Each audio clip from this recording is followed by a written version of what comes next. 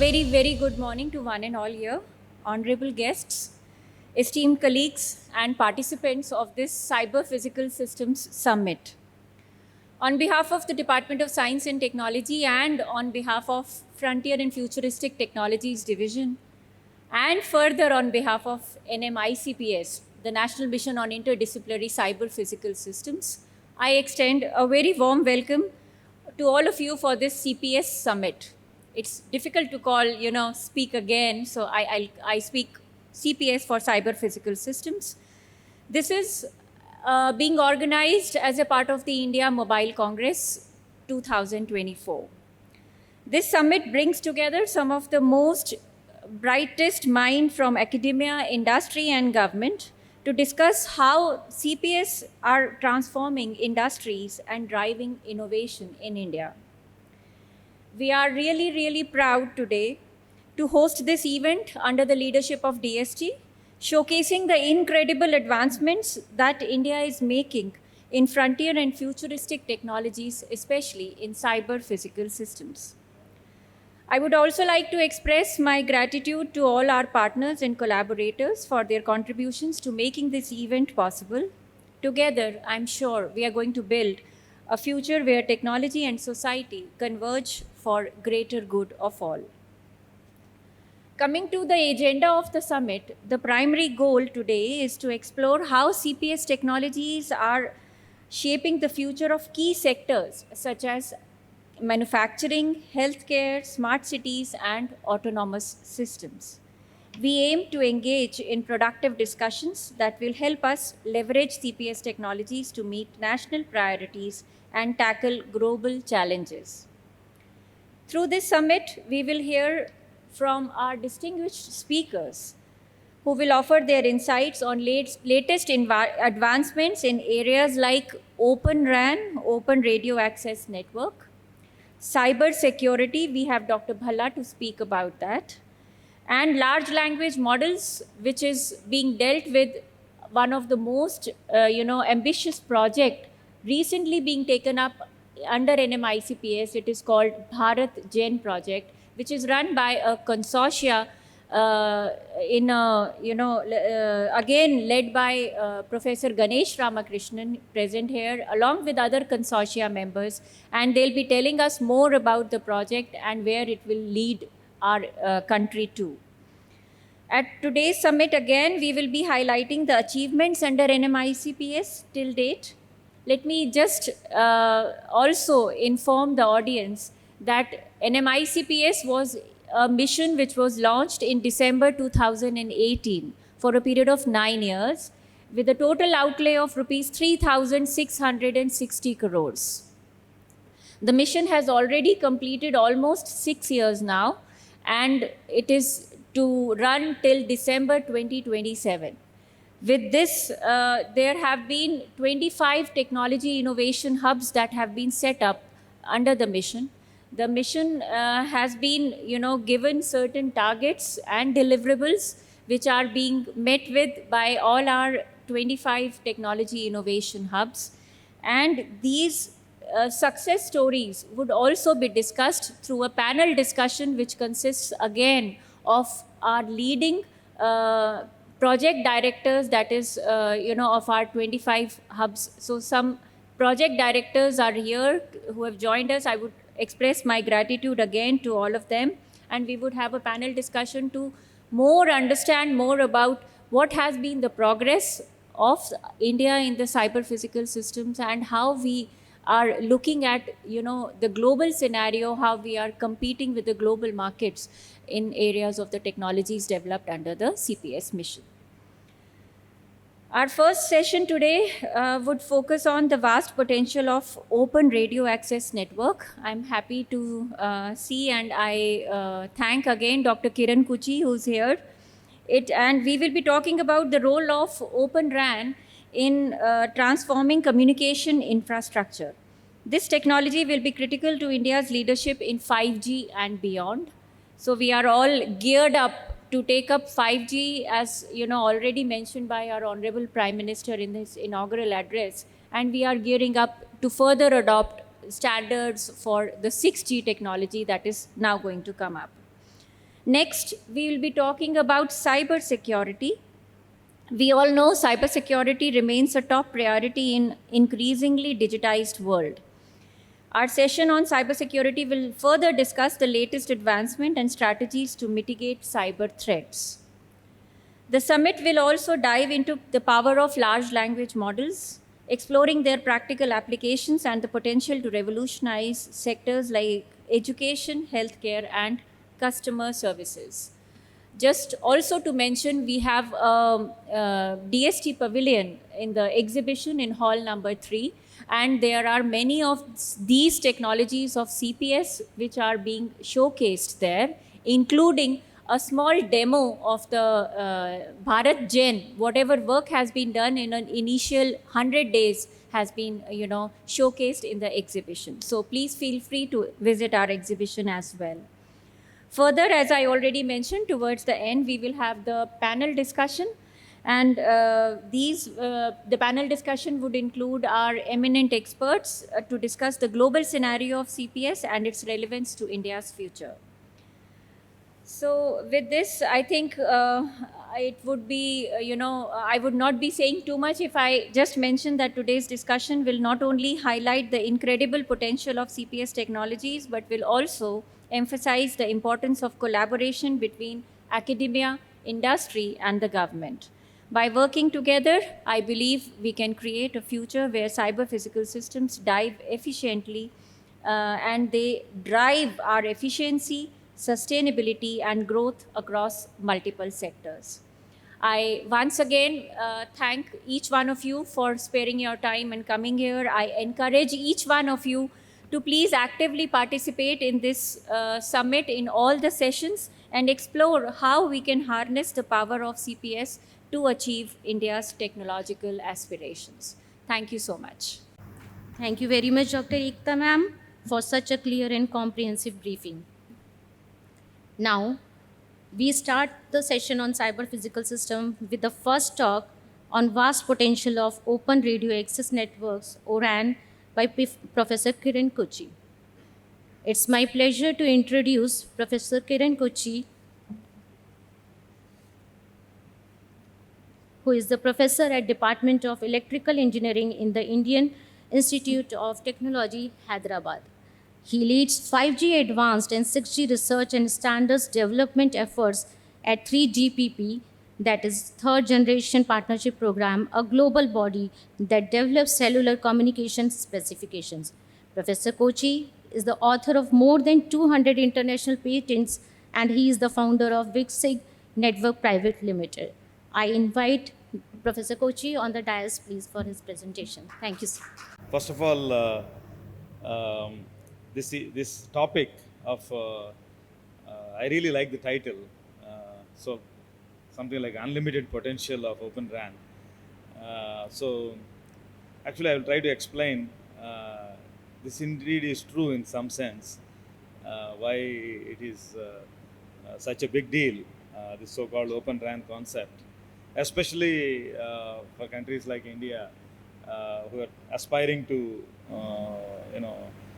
develop technology indigenously and try to potentially take be one of the top 3 or 4 in the world to develop this technology. I hope the slides are coming up. In any case, there are 2 major movers in this space. Next slide, please. One is DST NMICPS Foundation, who has had this far-reaching vision to support the very advanced technology on Open RAN through Comet Foundation of IIIT Bangalore. That is actually almost 3 years ago, I think more than 3 years ago. And the decision was made probably more than 4 years ago. And I hope we'll reach the fruits of that initiative soon. And of course, there is also DOT and CDOT, who has been supporting this initiative, which is the line ministry. So with that brief introduction about where we are in terms of this new technology and the support we are receiving, Open RAN is a very interesting initiative. which is different from regular global standards.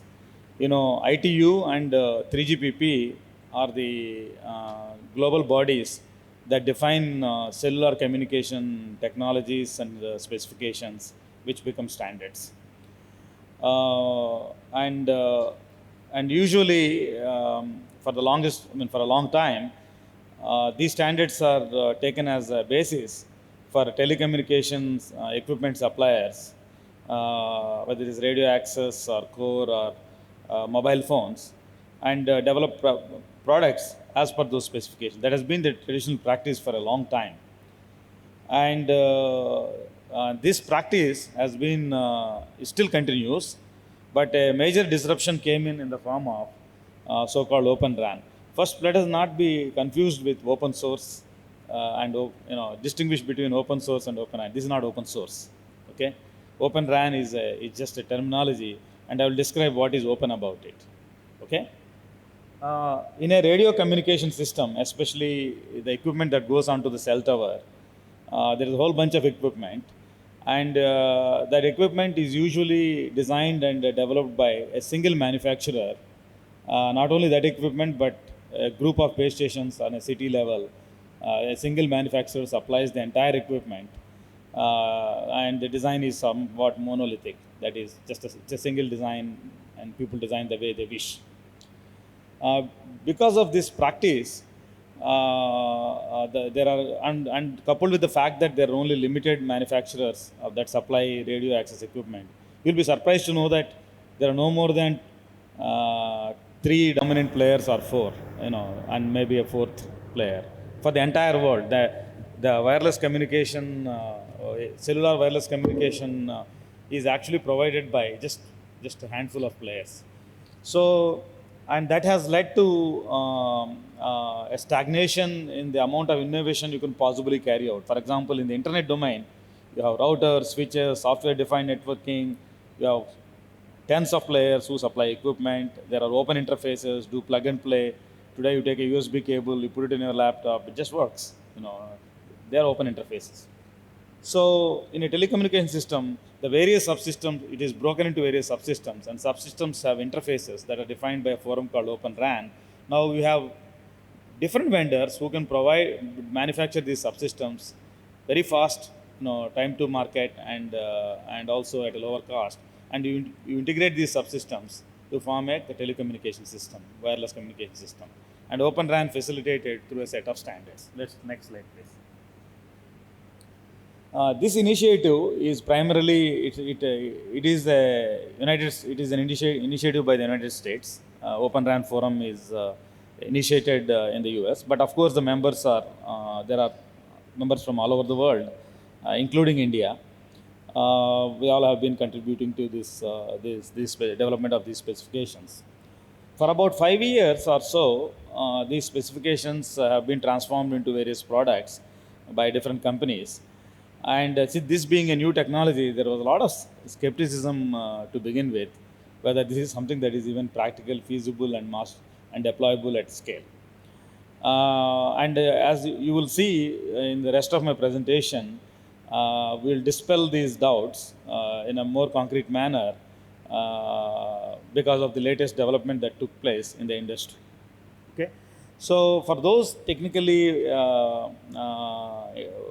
oriented, you can see the entire stack, the radio access network stack, bottom to the top, has been sliced into different subsystems, and between any two subsystems, there are interfaces defined. These are open interfaces. By open, you mean a vendor A can build the bottommost radio unit, vendor B can build the baseband unit. There is a fiber optic cable in between, and there are protocols defined on how to do the interoperability between these two. And the same principle goes, in different layers of the telecommunication stack. Some of these layers, as you go upwards, they are purely software centric, and the interfaces are purely software, and they run on general purpose processors. So one of the large benefits of this Open RAN is that as much as possible, the protocols run on general purpose hardware. Okay, and that goes all the way up to the baseband unit. Okay, And of course, when you go to the radio unit, you need power amplifiers and mixers and circuits, which which are hardware.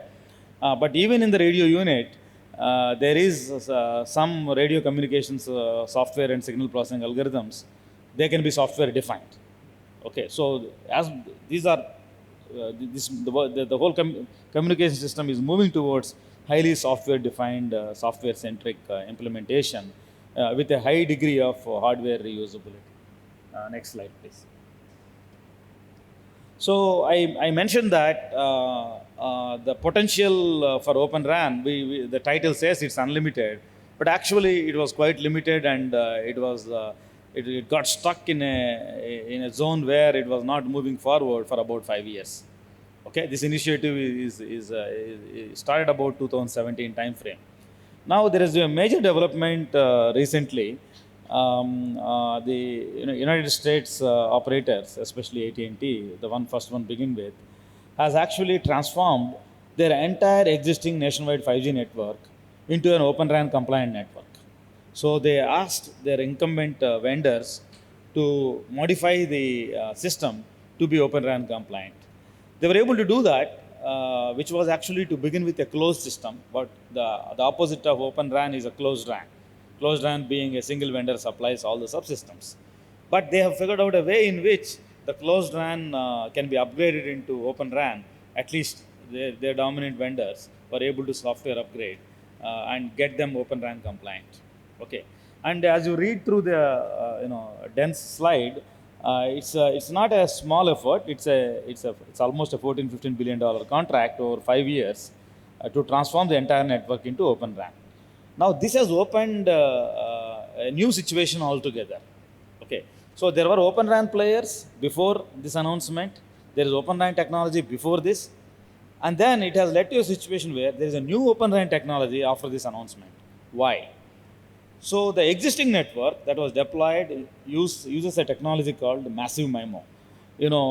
Massive refers to the use of large number of antennas, and massive MIMO refers to use of large number of antennas. And these antennas provide a high degree of programmability in shaping the cell coverage and increasing the capacity, so on and so forth. And this massive MIMO technology in closed RAN was implemented in a certain way.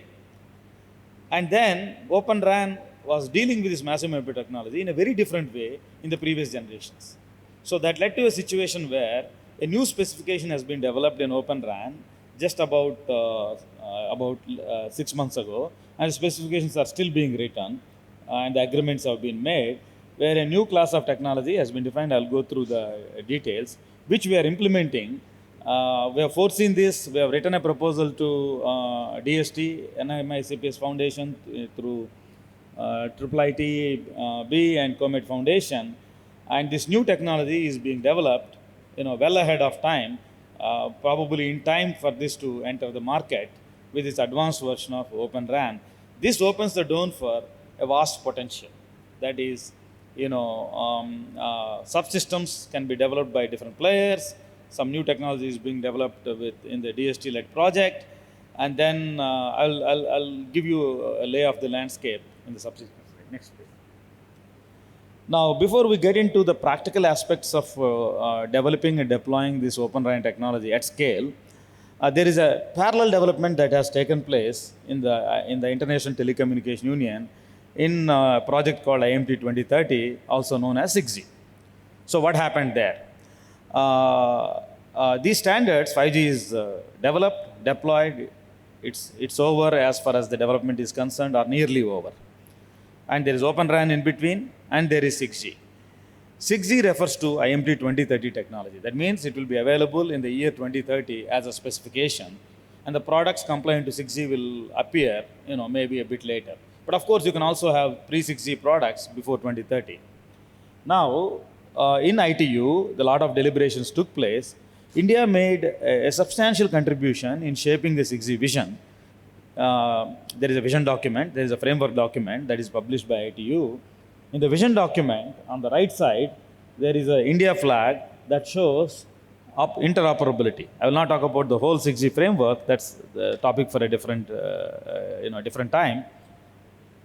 Interoperability has been made a mandatory capability of IMT 2030. That means on day one, as part of the vision, 6G should support interoperability. By interoperability, we can interpret it as Open RAN, loosely speaking. Interoperability means sort of Open RAN. So 6G will be Open RAN compliant in some sense from day one.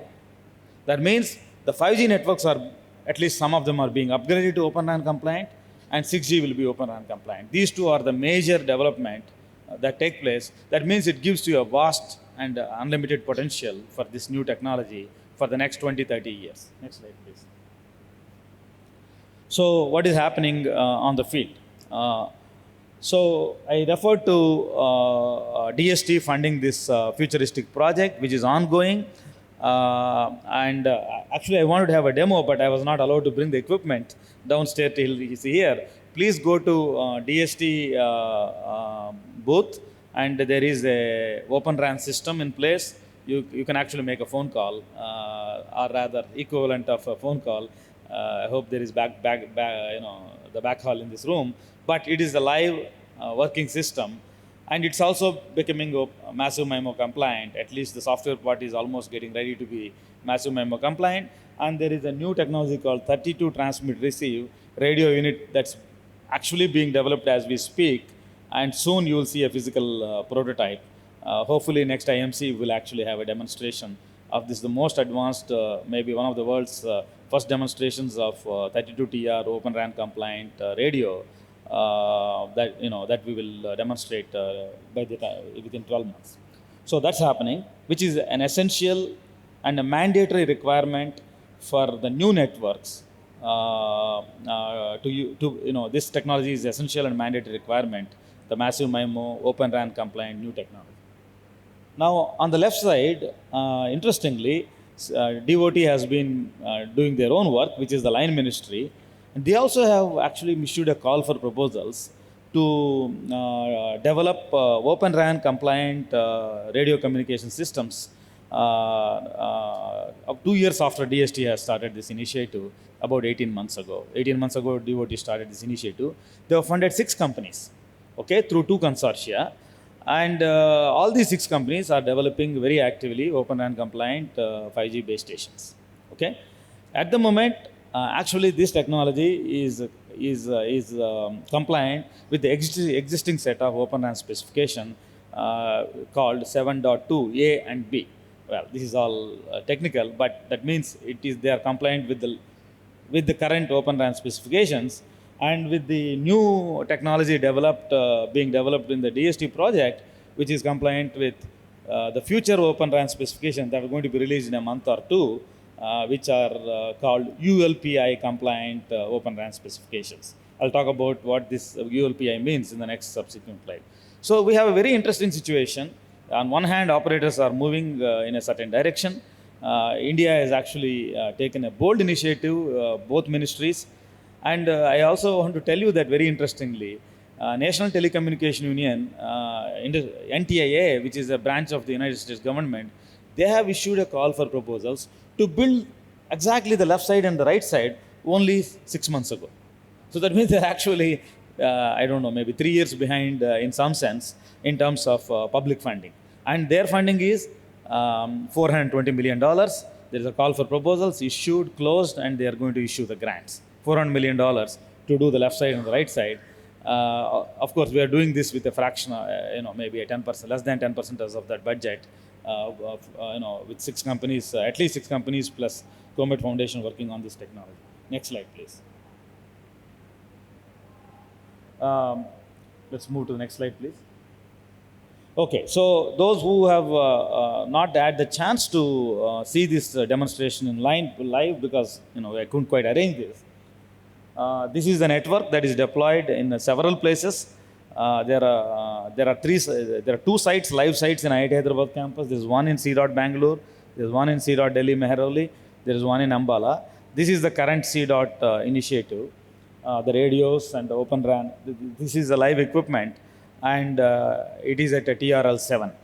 Now, what we are going to do next is that upgrade these radios into 32TR massive MIMO radios that are being developed in the Comet Foundation project, and they will get merged into the Line Ministry's efforts, which is the devotees' effort. These radios will come in, and then it will be available for people to use, and hopefully reach mass production within next 24 months. The prototypes are being ready, and they'll be available in 12 months for demonstration, live testing, and mass production will start depending on operator acceptance. Next slide, please. Those who are interested in a little more detail on the Open RAN technology, there is a DU, distribution unit, the baseband unit, highly software defined. We write most of the algorithms in C code. So those who know C programming are just, they can handle a little bit more sophisticated C programming, lots of advanced algorithms, mathematical signal processing algorithms, protocol stacks. They are all part of this so-called DU and CU. This is a unit that sits under the tower. Okay, it's a server-based, and we use the Intel class of chips. Maybe you can use AMD as well. Any server can do this job with some special purpose accelerators. Now, the radio unit is a radio unit. It has power amplifiers, antennas, but it also has a good chunk of signal processing. And I will talk about the special signal processing that takes place in 32R massive MIMO.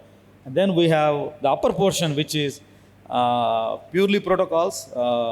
There is something called RIC, radio interface controller, and this is a new thing and potentially a very big thing. You collect data from each base station.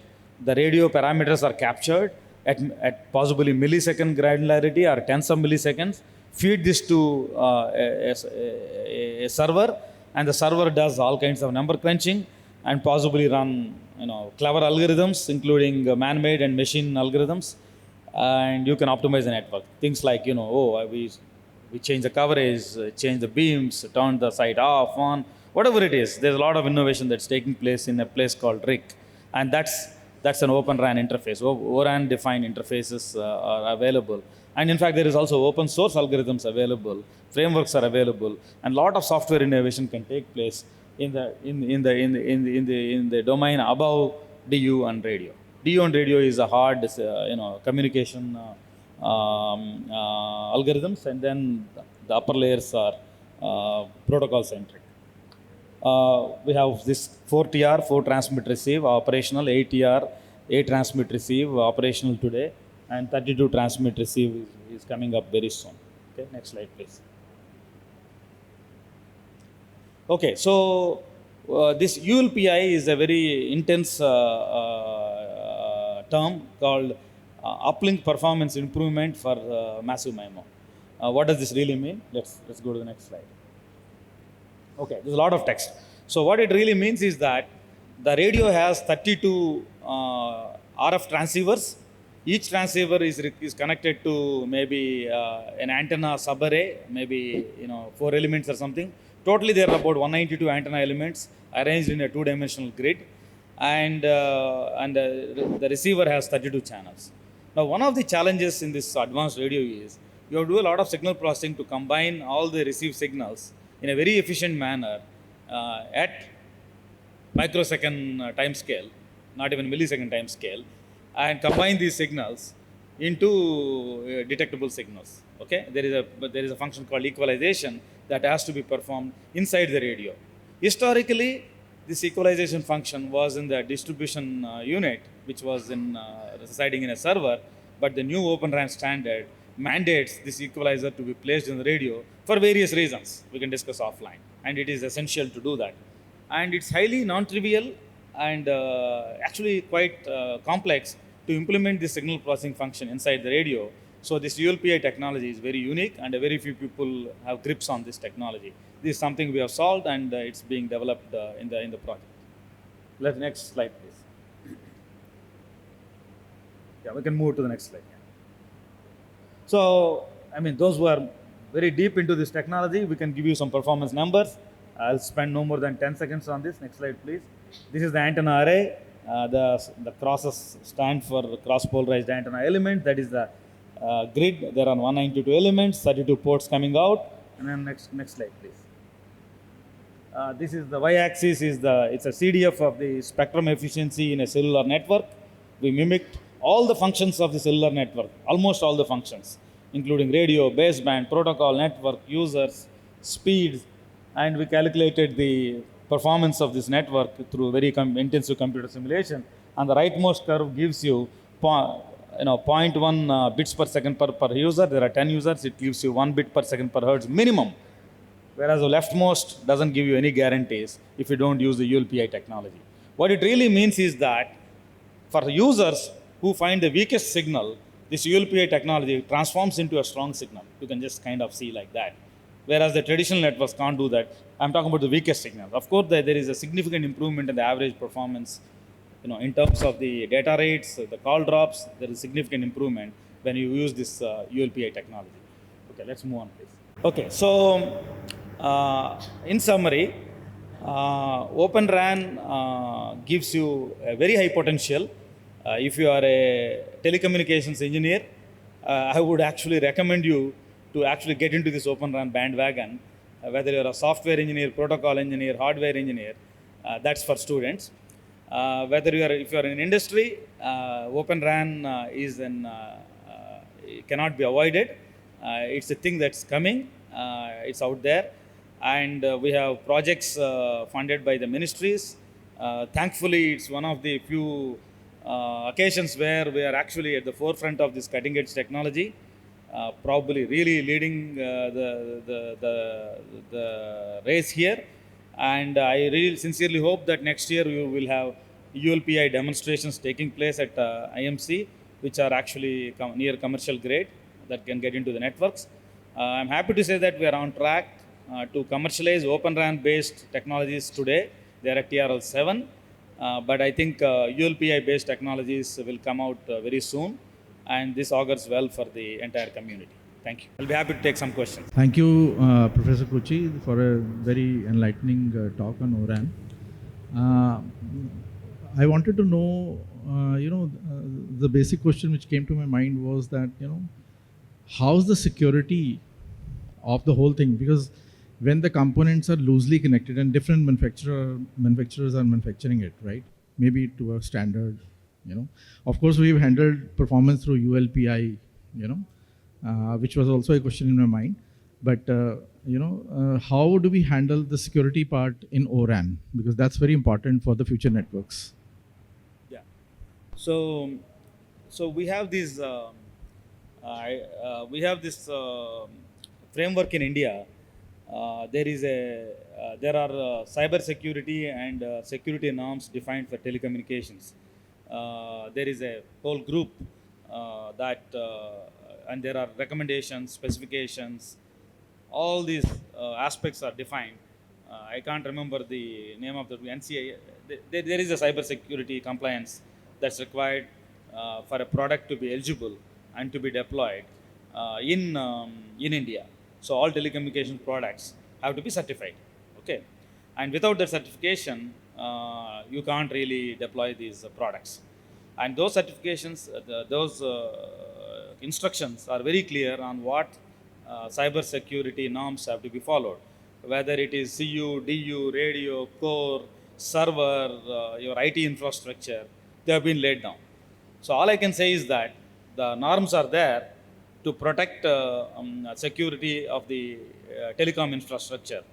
So once you fulfill those norms, you should be able to adhere to the security norms. That kind of takes care of it. I don't want to go into all the details of the actual protocols because they are by definition supposedly secure. If they are not secure, then you will not meet the standards. So I would like to invite Dr. Ekta Kapoor on the dais to felicitate Professor Kiran Kochi.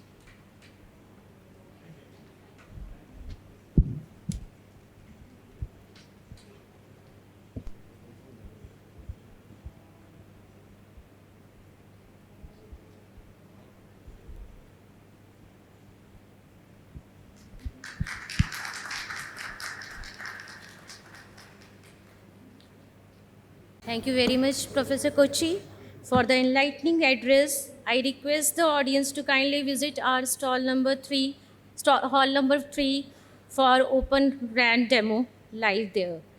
Up next, we have our next talk, which will focus on cybersecurity in digital age. It's my honor to welcome Mr. Satinder Kumar Bhalla, Deputy Director General of Security LSA Northeast from Department of Telecommunication based in Shillong. With extensive experience in telecommunication sector, he plays a pivotal role in implementing policies that enhance connectivity and promote skill development in the region. Committed to the fostering growth and innovation, Mr. Bhalla is dedicated to advancing the objectives of ministry and contributing to the overall development of Northeast India. I invite Mr. Bhalla on the dais, please. Good morning, all the delegates. After listening to Professor Kuchi and a question coming on cybersecurity, I think DST has done a wonderful job of linking the topics in such a manner that the questions will be answered. So the question which comes to mind of any designer, developer is, do we know the future?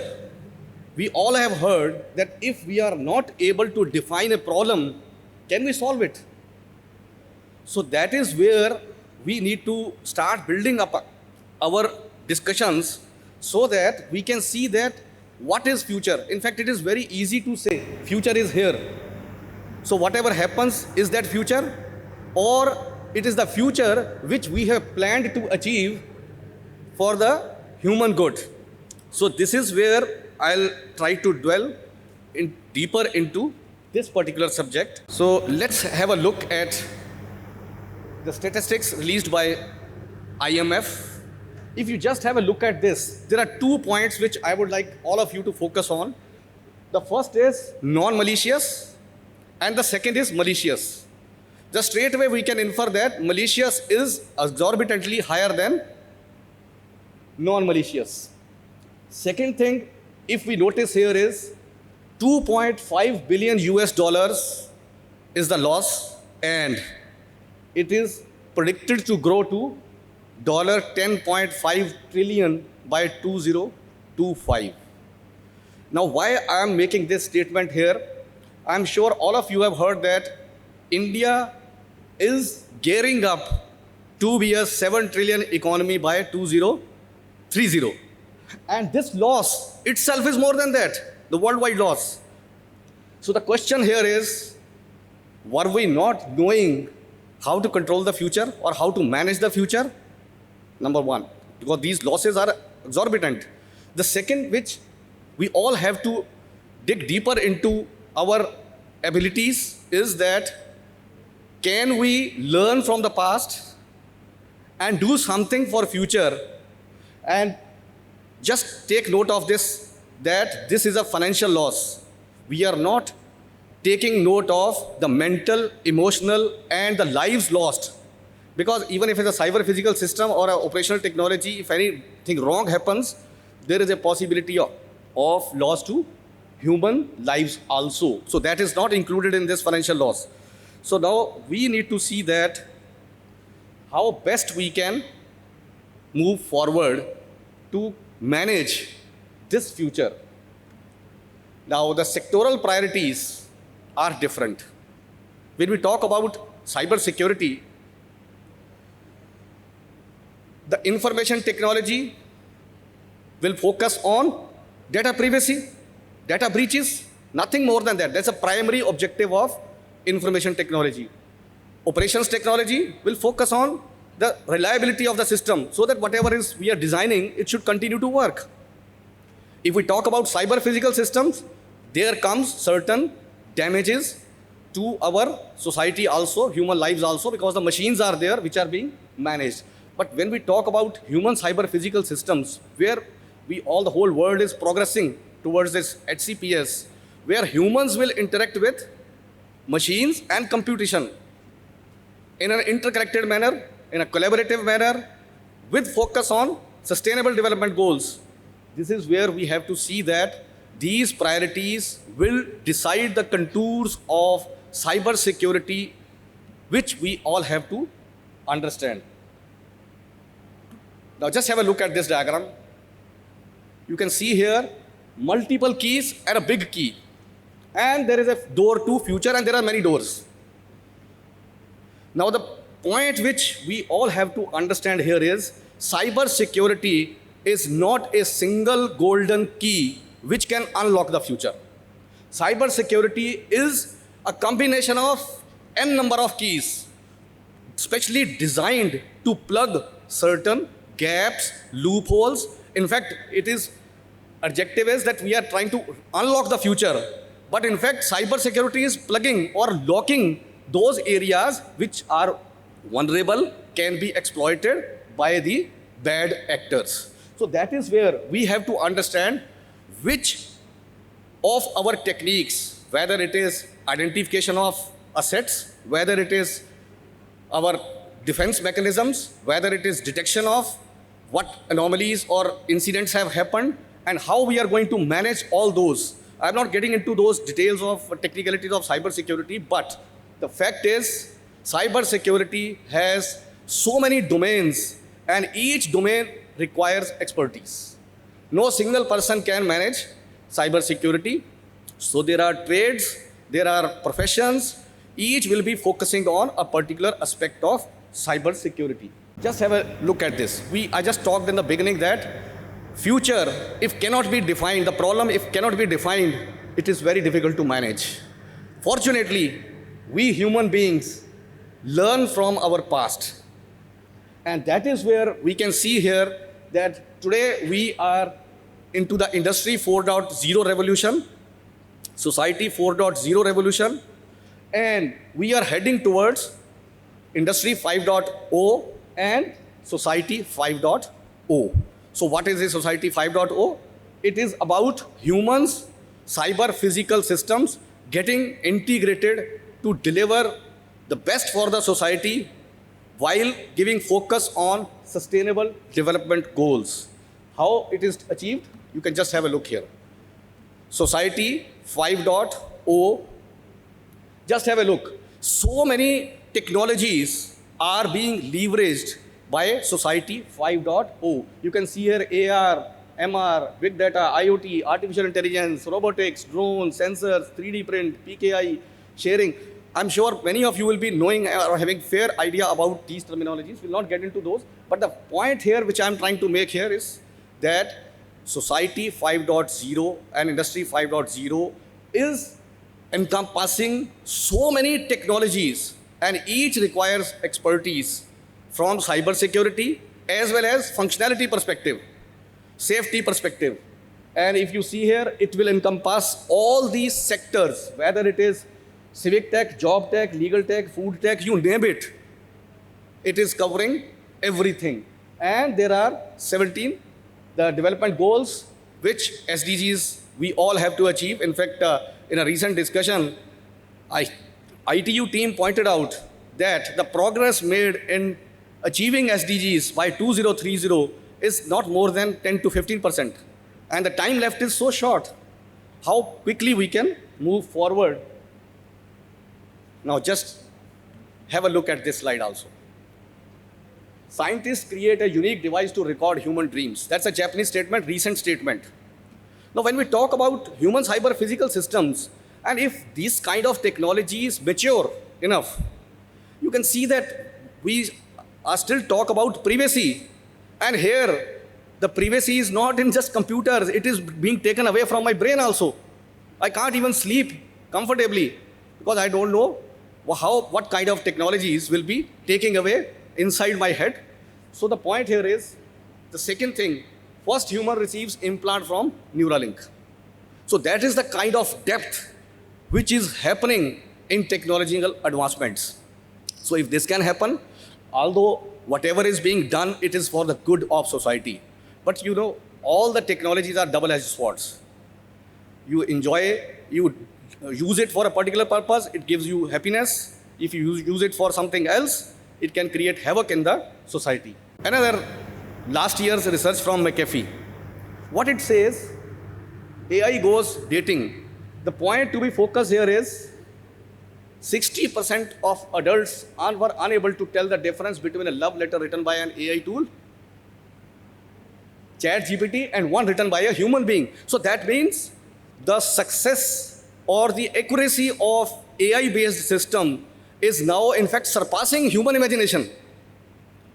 Today we already know that so many digital arrests are happening, voice cloning, even video cloning, deep fakes, so many things are happening, and this is what we need to control through cybersecurity, because future, if we go by these terminologies, is very gloomy.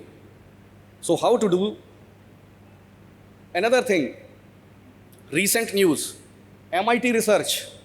What it says, just see the bottom circle. MIT researchers have simulated cyber attacks in the lab that can trigger fires and explosions in equipment such as motors, pumps, valves, and gauges.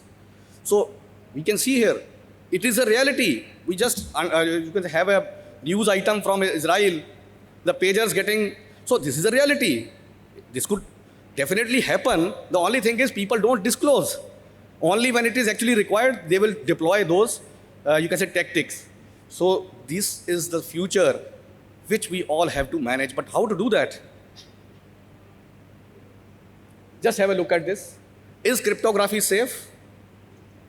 I am not going into all those details, but the point here is prone to being broken, the middle one, and the quantum resistant.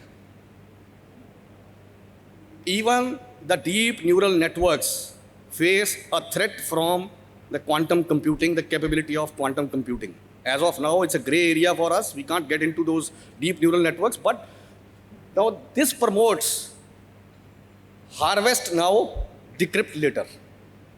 See, as of now, we can't decrypt because quantum is still evolving. Quantum compute is not that mature that we can decrypt.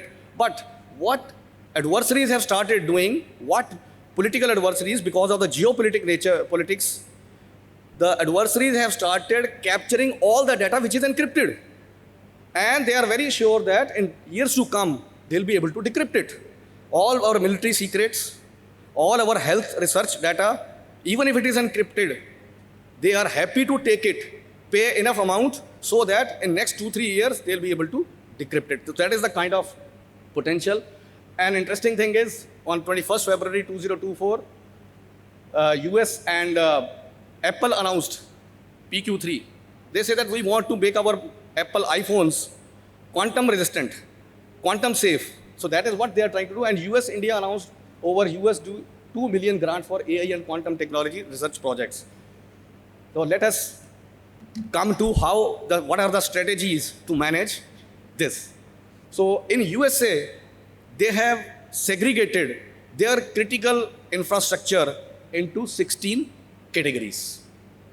If you talk about UK, because I'm taking these two examples because these are developed countries, so we can just compare ourselves.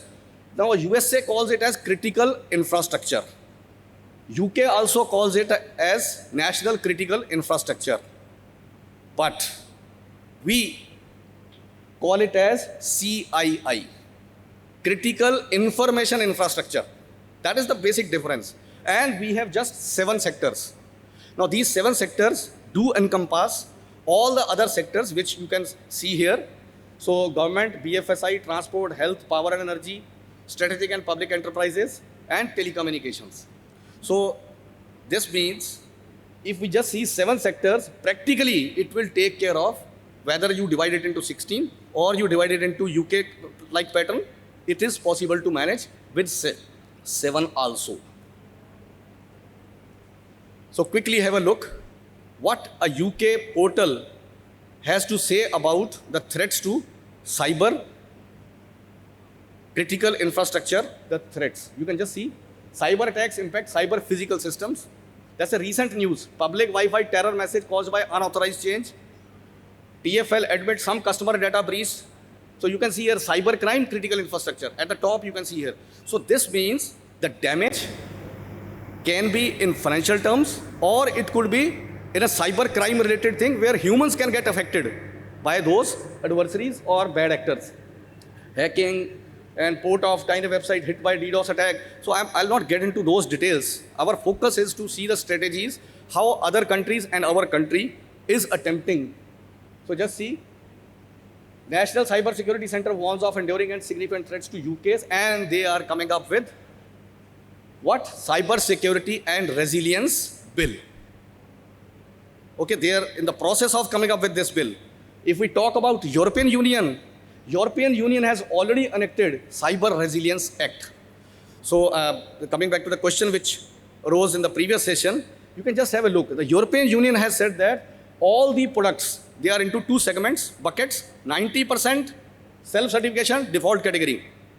And 10% of the products will be class 1 critical and class 2 highly critical products, so the class 2 will undergo very in-depth certification processes so that nothing wrong can happen to the best extent possible. And United Nations, after a gap of more than, I think, 10 to 12 years of negotiations, now we have a cyber crime convention which is released by United Nations. Prior to this, there was only Budapest Convention, which is a European convention, and India is not a member of that Budapest Convention because of certain reservations. But now, since it is under the UN umbrella, we all can hope to join this, and there will be more coordination and collaboration to prevent such attacks from happening. The last part, then I'll have questions. What our country is doing. Do we stand ahead of others? As Professor Kuchi pointed out in the previous session, that in many segments, India is a trendsetter. Let us see whether we are a trendsetter or we are a follower. IT Act Amendments 2008 is the foundation for cyber security in our country. Above that, you can see here, Computer Emergency Response Team, India, NCCC, National Cyber Coordination Center, and NCIIPC, National Critical Information Infrastructure Protection Center. So these three are bodies which have been constituted under the provisions of IT Act.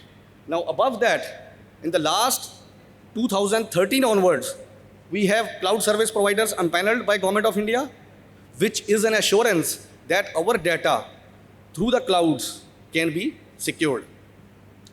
Open source software policy, we promote open source software. RBI Master Circular on cyber security. In fact, if you ask me, I am very big fan of RBI's Master Circular because this is something which is so in-depth and nicely defined, and our financial sector owes its strength a lot to this RBI directive. Information security, education and awareness drive of Ministry of Electronics and Information Technology. Then establishment of National Cyber Security Coordinator. Okay. And then sectoral certs are there. Indian Cybercrime Coordination Center has been set up. DST, ICPS, I'll not speak on that because you people are more knowledgeable on this subject. We have a national malware repository. For the first time in the world, very few countries do have their own malware repositories. So we have now our own malware repository. We have Defense Cyber Agency. We have 100 5G labs. Okay, please let me know when time is up. Okay. So TSOC, Telecom Security Operations Center is there. National Quantum Mission. National Directive on Telecom Security. So this is the answer to the previous session. This is a concept of trusted sources and trusted products. So trusted sources means, depending upon our own assessment, we will not allow products of X supplier to come in our country. And the trusted product is, we will test it thoroughly against the applicable standards before it is inducted in our network. So then Semicon India is the recent announcement. Telecommunication Act, DPDP Act, allocation of business rules for the first time after the IT Act was amended. Recently, Government of India has brought clarity in assigning roles. Now, cyber security is with Ministry of Electronics and Information Technology. Telecom security is with DOT. And cyber crime is with Ministry of Home Affairs. And the coordination role is with National Cyber Security Coordinator. And there are 4 things which we can look forward, which will be a big achievement for us in the field of cyber security. National firewall. Second is cyber security competency framework. As of now, anybody can say that I am a cyber professional. There is no benchmark against which we can. Australia has a cyber professional society. US has nice framework. So, but our country is also in the process of coming out with a national cybersecurity competency framework. Then national cybersecurity reference framework, categorizing our sectors into different domains so that we can apply the best practices of those sectors. And then IoT Trust Center, because IoT is going to be a big thing for our future. So IoT Trust Center is also in the process.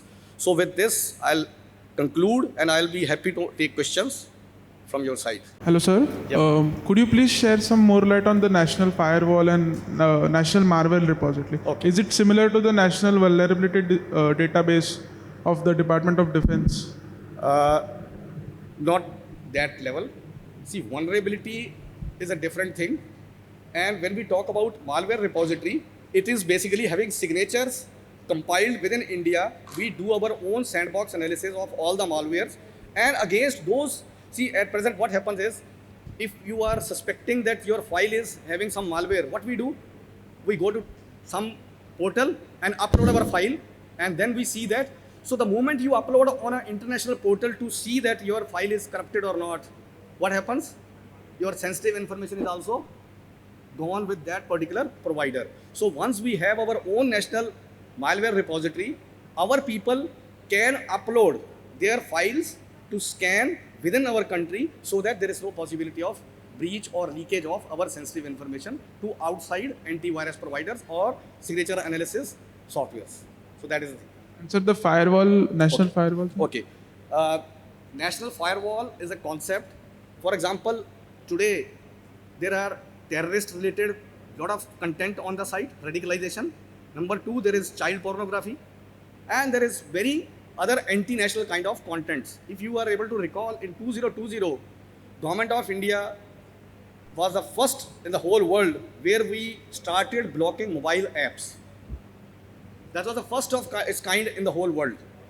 Our team of technical experts, we are proud of those experts, they did lot of analysis and they came out. And National Firewall, what it will do? Okay, just within the four walls, I am sharing that how is the best application for National Firewall. See, at present, you must have heard about internet shutdowns. Yes or no? Many parts of the country, due to certain law and order issues, so the whole internet is brought down because we don't have selective taking down of certain sites, certain apps. What this National Firewall will do is, it will facilitate. Selectively, we will take down only those bad, you can say, sites or portals or apps, so that the common man will never suffer. So that is the concept of National Firewall. Thank you, sir. Okay. Sir, namaskar. I am known as Professor N.K. Goyal, Chairman of Telecom Association. But I want to compliment you as President Cyber Security Association. This is the first time I am seeing a presentation of cyber security across 360 degree. And I am so proud of my DOT and people like Bhala Saab for having this thing. Thank you. I just have a futuristic question. Yeah. Nowadays, with the digital arrest going so strong that not only ordinary citizen, but the judges, the police, the news reporters, and even chairman of Vardhan Group are affected. Who is working in the world to stop this thing? Okay, if I have understood your question correctly, the digital arrests, how those can be addressed? Am I right, sir? Okay. So the first thing which we need to do, all of us, and there is intelligentsia sitting in this floor, on this floor, not the common man, which is just used to, you can say, accessing mobile phones for certain benefits. They don't know what is the technicalities behind those. So it is for all of us to educate, make all our knowns aware that police will never make a call to you saying that XYZ wrong thing you have done, and WhatsApp call will come or a phone will come, something like that. So the first step is that awareness we all have to promote so that very minimal number of people fall prey to such things. Second thing, I'm sure most of you might have visited the exhibitions. Airtel anti-spam network, BSNL has also introduced anti-spam network. So what they are trying to do, through the machine-based analysis of content, of SMS. WhatsApp we are not able to do as of now because of the encryption challenges, but SMS definitely we can do. So in the SMS, if somebody is sending a link, URL or something like that, those can be straight away flagged, and I'm happy to say that most of the TSPs are now able to, you can say, suppress those, you can say SMS, fake SMS or malicious SMS to a large extent.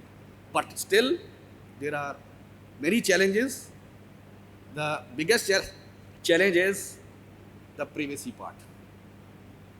Who authorized? TRAI has given this regulation that operators have to do this machine-based analysis to prevent this spam. But a question may come up after the DPDP Act gets enforced thoroughly. People may start questioning that you have actually analyzed my SMS content and you have read it. So how to balance all those things is still, we all have to work on that. But as far as digital arrest is concerned, even in my family, it happened, and I could prevent just by asking my friend to go to my residence and immediately snatch that phone. Now just imagine, I am, you can say, a professional, of DOT professional who's doing everything better than others. But still, it could happen in my family, and if my friend had not gone to my residence to prevent further, you can say, conversation, anything could have happened. And I was in Shillong. Just imagine. So there are challenges, but together we can use our abilities of AI, ML, all those techniques for the betterment of our society. Yeah, please. Sir, as you have rightly pointed out, this AI and LLM, all these techniques that we are going to use in the future. So what are the model testing methodology? I'm specifically talking about the security testing methodology that will be used for LLM models. As I understand, NIST is currently working on it, but still they have not come out with any kind of testing modules. So what exactly India is standing on that point of view? Okay. I'll suggest here, because it's a very, you can say, deep subject. I'll suggest that at present WTSA is doing lot of work on standardization, building up even AI stacks. See, as of now, we have except for the G20 AI principles. And principles, you know, they are voluntary. And even standards are voluntary. But at least if standards are there, we can test against those standards. I still remember around 4 or 5 years ago, our telecommunication engineering center did come out with an AI stack, which was floated for consultation. So let us hope that very soon we are in a position to have certain well-structured framework where we are able to test those LLMs against certain benchmarks. But as of now, I am not aware of. No, it's fine, sir. It's fine. Please. That was a very enlightening talk, Mr. Balla. I have a very small futuristic question. Yeah, please. Are we anyway, moving towards some self-healing kind of cyber systems or not? Because we have so many technologies available. AI is being used to hack, but is AI being used to self-heal the system itself? I mean, are we moving towards that or not? Again, a very tough question to straight away answer that, because self-healing networks are already there. If you talk about in the previous session, Open RAN, the self-healing networks are already a reality. If network fails, it can switch to another frequency automatically. It can do whatever we think of. But when we talk about cyber physical systems, I'm afraid that whether as of now across the world, I have come across any, you can say, research which has produced certain results of self-healing kind of networks. Because even as of now, autonomous vehicles, very on trial basis only we are able to see. They have been deployed also. Yeah, they have been deployed also. This courier services and some even Swiggy, Zomato kind of suppliers and medicine supply, etc. So that is being done. But when we talk about the drone technology, now the drone technology is maturing to such an extent where AI, you can say, is being used that it can come back before its power gets over. So, but because earlier, if we are using a drone, and if it is unfortunately moved out of your coverage area, it will not come back. It will fall somewhere. But now we have seen on 26th January, very synchronized, you can say small robots projecting at the, you can say, India Gate. You have seen that, I think you still remember that. So the power of using AI synchronized and self-healing will also come, hopefully. Thank you, sir. Okay, so thank you very much. I really enjoy it.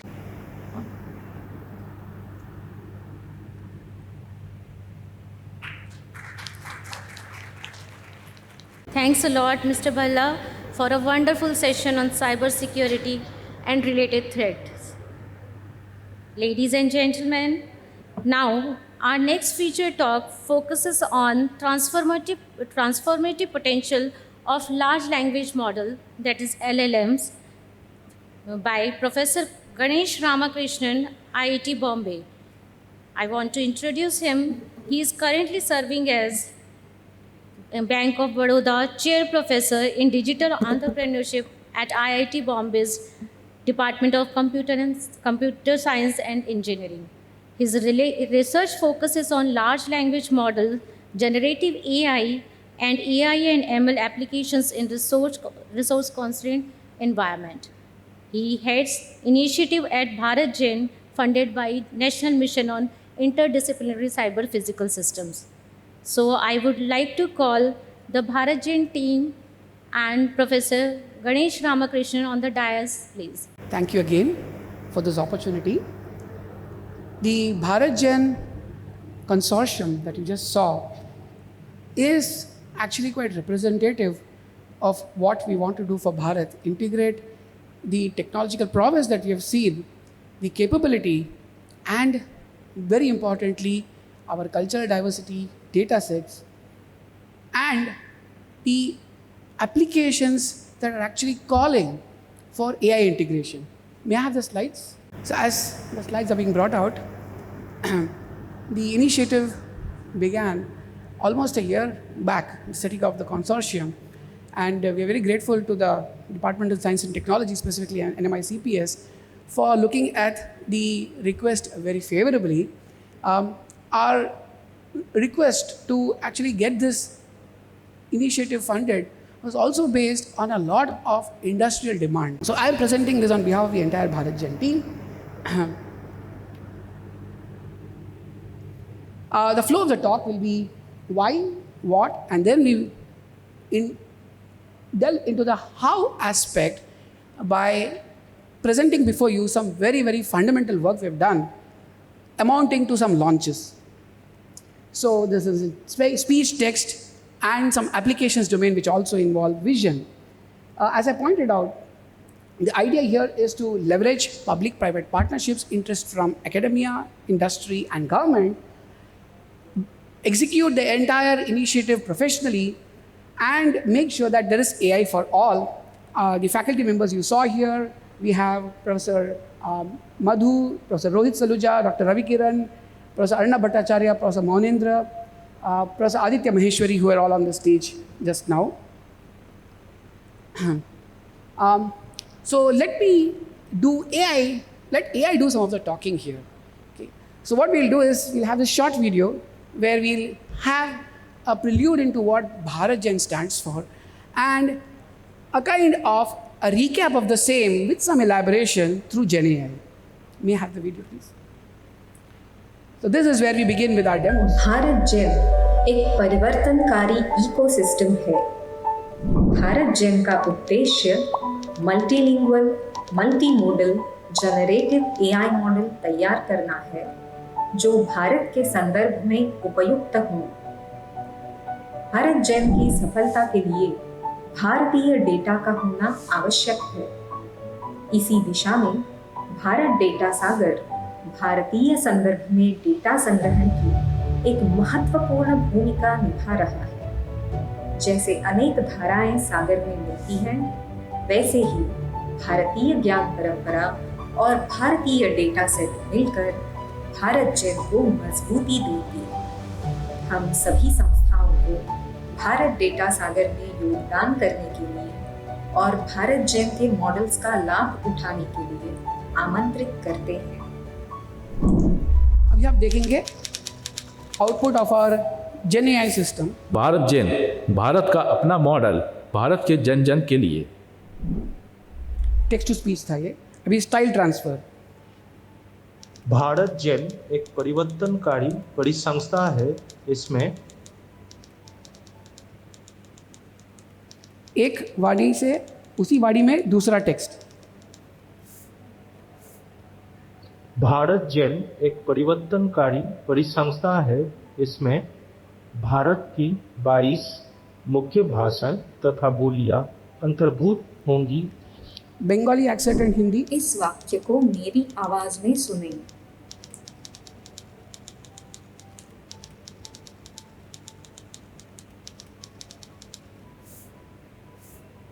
Bharat के कोने कोने के सभी लोग सुलभता से इसका उपयोग कर सकते हैं। कम डेटा युक्त भाषाओं में अच्छे परिणाम के लिए भारत जिन में हम भाषाओं की समानता का उपयोग कर रहे हैं। कम डेटा युक्त भाषाओं में अच्छे परिणाम के लिए भारत जिन में हम भाषाओं के उच्चारण एवं व्याकरण का उपयोग कर रहे हैं। Slide edit to the text and you see seamlessly presented, ranging from style transfer, where you want a text to be rendered from one voice to another voice, where you want, for example, with very less prompting in one voice, a large amount of text to be rendered in the same voice. All this is built from scratch. This was a glimpse of the work we've been doing for the last 100 days, as Dr. Ekta very generously pointed out. Please do visit us at Hall 3, Pillar 11 for the live demonstrations. Now, why Bharat Gen? It's very important for us to understand this. In this AI race, where generative AI has become ubiquitous and indispensable, unless we invest heavily in this space, not just monetarily, but in terms of thought processes and efforts and alignment, it's very much possible that we just become more and more consumers of technology rather than producers of technology. The why of Bharat Gen is also stemming from the fact that if you look at all the languages around the world, the Hindi and the 700 Indic languages, which are often considered rare, they actually amount to less than 1%. Less than 1%, believe me, of what exists out there. So as the saying goes, all languages are equal, but some are more equal. And this is the unfortunate situation we can overcome. And this is also an opportunity for us to leapfrog using Gen AI. क्योंकि हम केवल अभी text से सीमित नहीं रहेंगे, हम भाषा बोल सकेंगे, हम इमेज का प्रयोग कर पाएंगे. So एक और विषय था, when we say language, language very subtly encompasses culture, the scripts. Sometimes you find Manipuri written in 3 different scripts, the history, images and video, truly multimodality, and this is our opportunity. Now the what of Bharat Gen, I request you to please express your interest by scanning this QR code anytime and actually becoming part of the Bharat Gen initiative. So as we proceed to the what, I would like to give an analogy. One way is to actually ape the chat GPTs of the world and try and scale up. Should India do that? Well, through UPI, we found that democratization is important. We need to scale out. How do we scale out? Just like clouds, they disperse the water, aggregate and disperse. Or see the honeybee, which actually helps pollination and create life everywhere. Or our own Chandrayaan success, where we actually had a beautiful consortium across academia and industry, and you didn't reach moon by building a ladder as you see there, right? Similarly, can Bharat Gen have a scale-out initiative? Right? That's the what. And to enable that, we need to ensure that we have digital inclusion, which our Honorable Prime Minister has been emphasizing even at the keynote talk at this event. Make India Atmanirbhar, ensure there's cultural preservation. As I pointed out, this can help us transition from IP producer, from IP consumer to IP producer. And now, the bottom line, the engine that makes this entire show run is the data. Can this data be localized? Can we have data privacy assurances? National security and privacy is also very closely related, as we heard this beautiful talk just before. And can we have solutions that are localized? This is the what. Now we delve into the how. Demos will be interspersed through my talk. We'll also see a lot of the how through demonstrations. Coming back to the what, let's try and see how we try and address the most important aspect of technological sovereignty.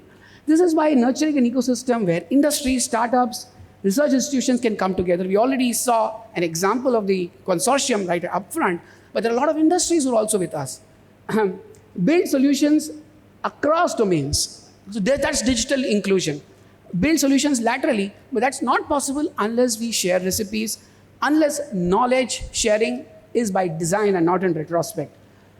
And Atmanirbhar AI again requires fostering public-private partnerships, ensuring that there's culture preservation, and through this, make sure that AI is ethical all through. On the left-hand side, we have this very important initiative. There was a call for participation for Bharat Data Sagar. In the inaugural video, we'll find that coming up all the time because data is the oil. What we are trying to present is the engine and a little bit of oil.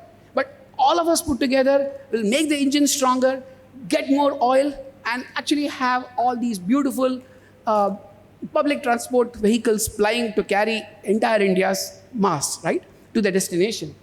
And ensure that in this process, we are localized, which means we scale out, and very, very organically move from just being a producer to consumer, consumer to producer of technology. Let's delve a little bit more into the speech part. What is the foundational model that we built? So as you can see in this beautiful demonstration, we are able to, in pretty much real time, through a range of models, render voice in any target speaker's voice. Right? So render speech in target speaker's voice. So here's an example. हमें इस पूरी व्यवस्था का एकत्रीकरण करना होगा. This was the input voice. Now it's rendered, the sentence 2 is rendered in the same voice. This is happening through a backend engine, through a large model. And the important thing is we have a range of models. Alternatives is very important. We don't talk about one option, multiple options. So there are options which are large. There are also options which can sit on edge devices. सरकार ने किसानों के लिए नई subsidy योजना की घोषणा की जिससे उनकी आय में बढ़ोतरी की उम्मीद है. Completely generated. And it can be a large piece of text which is generated this way. This voice conversion, also called style transfer. Let's see one more example.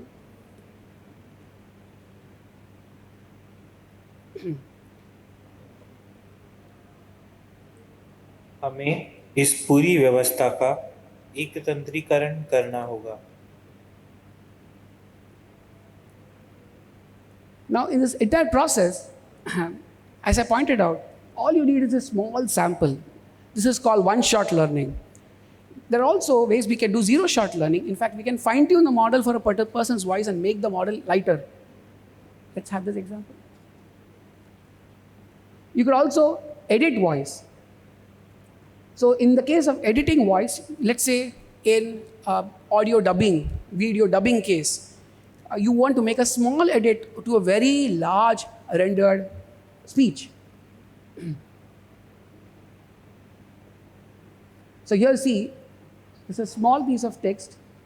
Vyavastha ka centralize, and that has now become ekatantrika. हमें इस पूरी व्यवस्था को centralise करना होगा.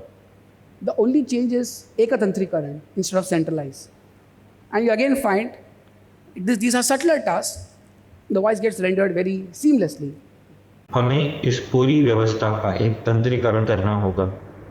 We're very proud that all these voices are actually from our team members. And with diverse backgrounds, as I said, diverse accents, Bengali accented, South Indian accented, right? Can we go to the next slide? So how did we make this happen? This application that we showed is the text-to-speech application, broadly called the text-to-speech, TTS. But there are lots of capabilities: voice cloning, content editing, noise removal, and the most appealing, which is style transfer. What we have done is use state-of-the-art algorithms, and as I said, a range of state-of-the-art algorithms which present alternatives such that we can extend these capabilities to Indian languages from scratch, which are actually resource constrained, where we have less data. Now, this is very appealing because it provides an easy way for communication, especially for individuals with limited literacy. If you have a Krishi, the Krishi would actually, the Kisan would like to actually listen to a buddy whom that person trusts, right? And you can render the advice in that person's voice. Existing voice cloning models are unfortunately restricted by speaker counts. What is another important underlying hypothesis here? The hypothesis is that the commonality between Indian languages, which is very evident in their vocabulary, here's Swagat rendered in multiple Indian languages. The way they're also rendered in speech have a lot of commonality. And in fact, that is very important to exploit in our models. Right? That's the specialty of our BharatGen speech models. The way we develop algorithms, typically these models, you start with a text sequence, you actually create some images, right? This is a specific kind of image, rendering, then you do use transformer for flow matching, and then reconstruct the masked region. And finally, from this image representation, you will need to be able to generate the speech. That is generally through a mechanism called vocoder. Now, the applications can demand that some of these models are small. What could you do in this? In some cases, you can actually make the transformer, the flow matcher, lightweight. And that's how, as I said, we have a range of possibilities. A 350 million parameter model is what we demonstrated, but we also have models 1/10 that size. If you have a very small model, you can actually very nicely tune to target speakers. So there's always trade-off. And what we want to present is, if you want to create a level playing field, don't give one technology, give technology alternatives. Let people choose. We also have built high fidelity automatic speech recognition models, which means the input in this case is speech and the output is text. Very important to note that in many of these domains, what you want to leverage is the domain-specific jargon or vocabulary. Here's an example. Xfig is a software. Now, if you try and get the speech recognition of a sentence, mic per Xfig को शुरू करने के लिए यह command का प्रयोग. Off-the-shelf automatic speech recognition system can go bonkers, right? But because we incorporate dictionary constraint, domain constrained, few shot, or in some case zero shot, which means off-the-shelf models, we have the capability for being very robust. You have lots of examples shown here, and this is just a glimpse into the architectures that are used. Let's move to the second, text. Now, as I pointed out, text is not just the language, but is also all the nuances associated with the language. So we certainly need data that supports the language, but the underlying thought process that reflects the data is also reflected, as you see, in many of these foundational models, the LLMs. We need recipes that are made public that can help the startup ecosystem bootstrap very quickly. And this is very important to enable technology. So what you see on the right-hand side is effort we have been putting to actually make a lot of these resources available open source for democratization of AI. You have a platform called Decile, which expands as data efficient learning. And I'll give a glimpse of how that's actually used in our foundational model training. It's very important to ensure that in this process, the data is respected, its privacy is respected, therefore data sovereignty is very important, will be emphasized throughout. The model we're going to show is built indigenously, completely from scratch, and it's multilingual. Let's get a glimpse. Sorry. This is gone. So let's get a glimpse into the text model. Yeah. I'm sorry. Malfunction. Okay, here's the text model. So we are happy to release our BharatGen 2 billion parameter model very soon. And as you can see, this pipeline is characterized by extensive biparallelism, ensuring that data computation that happens, gradient computation that happens at each of the nodes is done in a way that data samples are used effectively. So we've trained over 400 billion tokens of India-centric data. This is at a very early stage, but it's important that we have very good benchmarking results. So let's take a look at our performance, both qualitative and quantitative. So at the top you'll find Aadhaar card क्या है. आधार card Bharat सरकार द्वारा जारी किया गया एक unique पहचान पत्र है जिसकी सहायता से हम बैंक, पासपोर्ट एवं अन्य सरकारी कामों के लिए आसानी पूर्वक अपना खाता खोल सकते हैं. Right? Great. And how does it perform on benchmarks? This is good qualitative result. But benchmarks, we are actually quite competitive. In fact, we are 2 billion, whereas OpenHati and Airavata, Indian models are much larger, 7 billion, and actually built on third-party models, Llama 2. Here's an example. Diwali ka kya mahatva hai? Again, you find that it's reflecting our culture. And UPI kya hai? So UPI payment interface उपयोगकर्ताओं को अपनी bank खातों को या mobile wallet के माध्यम से electronic रूप से पैसे भेजने, प्राप्त करने और प्रबंधित करने की अनुमति देता है. So this is a significant step, both the quantitative and qualitative insights we have got. Now let's see a call for participation. Bharat को विश्व बंधु बनाने के लिए क्या करना होगा? भारत को विश्व बंधु बनाने के लिए सभी देशवासियों को एकजुट होना बहुत ज़रूरी है. This is what our model has to appeal to everyone here. Right? So my request to all our consortium members, all the academic industrial partners is let's work together. How is it possible? As I said, we have set up an engine. This needs a lot of oil. Central to the project is Here's the Bharat data. Data Sagar, a vast India-focused data set initiative that powers these models, bringing India's unique data to the forefront of AI innovation. It is aimed at aggregating India's extensive reservoirs of data and knowledge from both public and private entities. Through Bharat Data Sagar, Bharat Gen will gather multilingual data sets. This data will be instrumental in developing AI models that understand and cater to the unique cultural, linguistic, and social nuances of our nation. This initiative will not only symbolize technological advancement, but will also serve as a bridge in bringing our local knowledge and experiences into the mainstream of AI development. By bringing together researchers, industry leaders, and government bodies, Bharat Gen seeks to accelerate generative AI innovation, strengthen India's technological sovereignty, foster digital inclusion, enhance national security and privacy, and drive Atmanirbhar Bharat by transitioning the nation from an IP consumer to a global leader in AI technology and IP creation. So you got a glimpse into how we have, with our limited capability, built all the resources we have, a very, very dedicated team who has actually done this all on 100 days to build the seeds, so the seeds of the Bharat Data Sagar. But it's a call for everyone to be a part of this very ambitious Bharat Data Sagar. So that brings me to the next topic, Bharat Data Sagar. As I already said, we have made some very good head start, collected 500 hours of speech data, around 1.3 billion images across multiple resolutions, the India-centric data collection, 1.3 trillion tokens in 16 languages, a lot of archive data, a lot of traditional literature. We've already OCR 25,000 tokens, for example, in Hindi itself from ancient literature. And this is only possible through private-public partnership. I must point out that Jio, Tata Communications, many of them actually reached out to us, and they want to actually work. We are not saying just give us data. Let's be co-inventors of the solution, right? Let's make the engine stronger, but with more oil. And the important thing is we still want to ensure with all of this that we have data autonomy for the contributors. Now, let's look at some applications. We'll have two applications. They've been also demonstrated at our stall at the pod.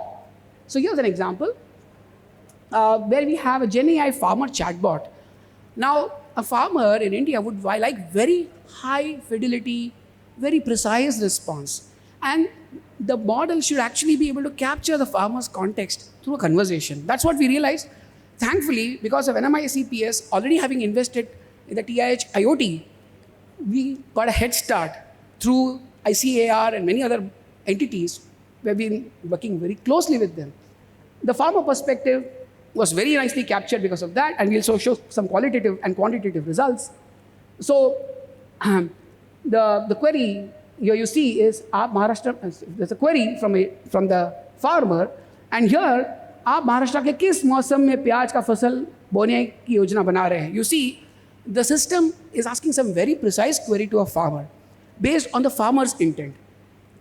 Now, to make this possible, we had to also collect a lot of domain-specific data for agriculture and task-specific data, which means data that will actually fuel this entire conversational bot towards a resolution. The key here is resolution, right? Not just suggestions. Let's see how this pans out.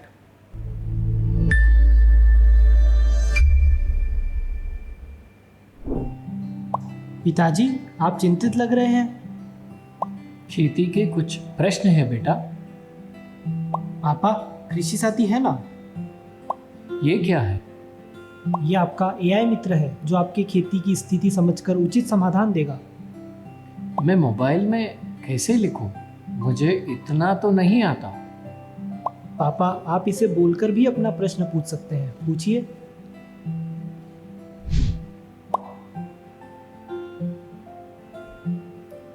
प्रश्न हो या समस्या, कृषि साथी है ना भैया? अंगूर के पौधों में रोग और कीट नियंत्रण कैसे करें? This is a query from the farmer.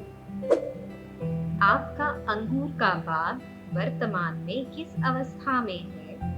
प्रारंभिक छटाई, अंकुरण या अंकुर विकास? प्रारंभिक छटाई।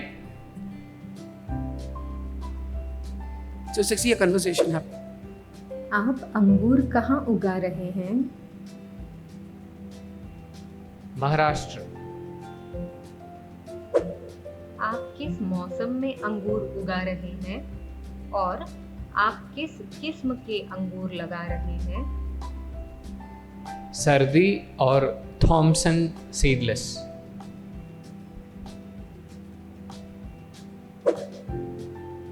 And here's the detailed resolution. Of course, this can also be rendered in speech for want of making it brief. We're not going through the speech rendering of this. So you see, it's gone through 3 levels of conversation and not just abruptly jumped on a solution. And you can actually look at how it compares against something like ChatGPT, which is going to be somewhat agnostic to the context. And we don't expect that to be. That's exactly the benefit of a scale-out model. We can localize it for Maharashtra, for Uttar Pradesh, for Haryana, or any other state where we are actually able to tie. That's the reason it's an appeal. We want to work with people. Now, please do visit our Hall 3 Pillar 11 for more details on this. What went behind this, as I pointed out, is a lot of data, Hindi data, English data. In fact, a lot of the data was only in English, which we actually rendered in Hindi. Ensured that we have high fidelity translation. As I said, for speech, we use dictionaries for dictionary constraint translation. We did the same thing for text. We don't want meaningless translations rendered. And there's this entire important paradigm called data programming, which we enabled. In fact, we built out this tool called the Udan tool, which gives you very constrained translation to help very quickly, in an expedited manner, generate this data set, ensure it's post-edited. Now, very importantly, the way you saw that program be very precise, guided, is because we used programs, data programs. Data programs have these slots and intents which ensure that the program doesn't go haywire. And we've done extensive benchmarking. We are happy to have also contributed as part of the Decile framework, semi-supervised data programming sphere, which gets used here. This gives you high fidelity domain-specific translation and conversation, which is also been contributing to our data Sagar, Bharat Data Sagar growth. Now, how did it perform? So we looked at close to 100 queries, analyzed them. If you look at some of these metrics, query response accuracy is an extrinsic measure. Was the query finally resolved? Yes, it was in 97% cases. Now, was the experience good? That also needs to be captured. So most of the other metrics are about the experience, whether personalization and contextual relevance remained, whether there was a follow-up question relevance that remained, and also in terms of response time, efficiency, query completion rate, etc. So you can see we are doing well. And this is, again, the benefit of a scale-out model. Now, it's a call for participation. If you want to do this, integrate with ONDC. We are so happy to have ONDC as partners if that can be facilitated, so that we can actually not just focus on text and speech, bring in image modality, GPS coordinates, and the network of suppliers, so that the resolution can happen at an even more fine-grained level, as you can see in this conversation. Another application, which is again very much aligned with the Government of India initiative, specifically the GEM portal. If you look at the AI adoption rate, India is right there amongst the top 3. And e-commerce is so promising for India. However, the sad part is only 8% of the total retail market has online retail. How do we increase that catchment? Right? That's a plot showing the potential in the space using generative AI. Is it possible? Well, vision language models come to the rescue because they can converse about images. They can have unified representation across text and images, and across text in multiple languages. This is also important because it will bring inclusivity and not restrict people's usage of AI based on modality. Very importantly, this can be a big boost to government program schemes such as ODOP, GEM. I already mentioned that ONDC again comes back, and the model is not that big. I mean, it's a very efficient model, 7 billion parameters and trained on 61 million training samples. Let's see how the demo pans out.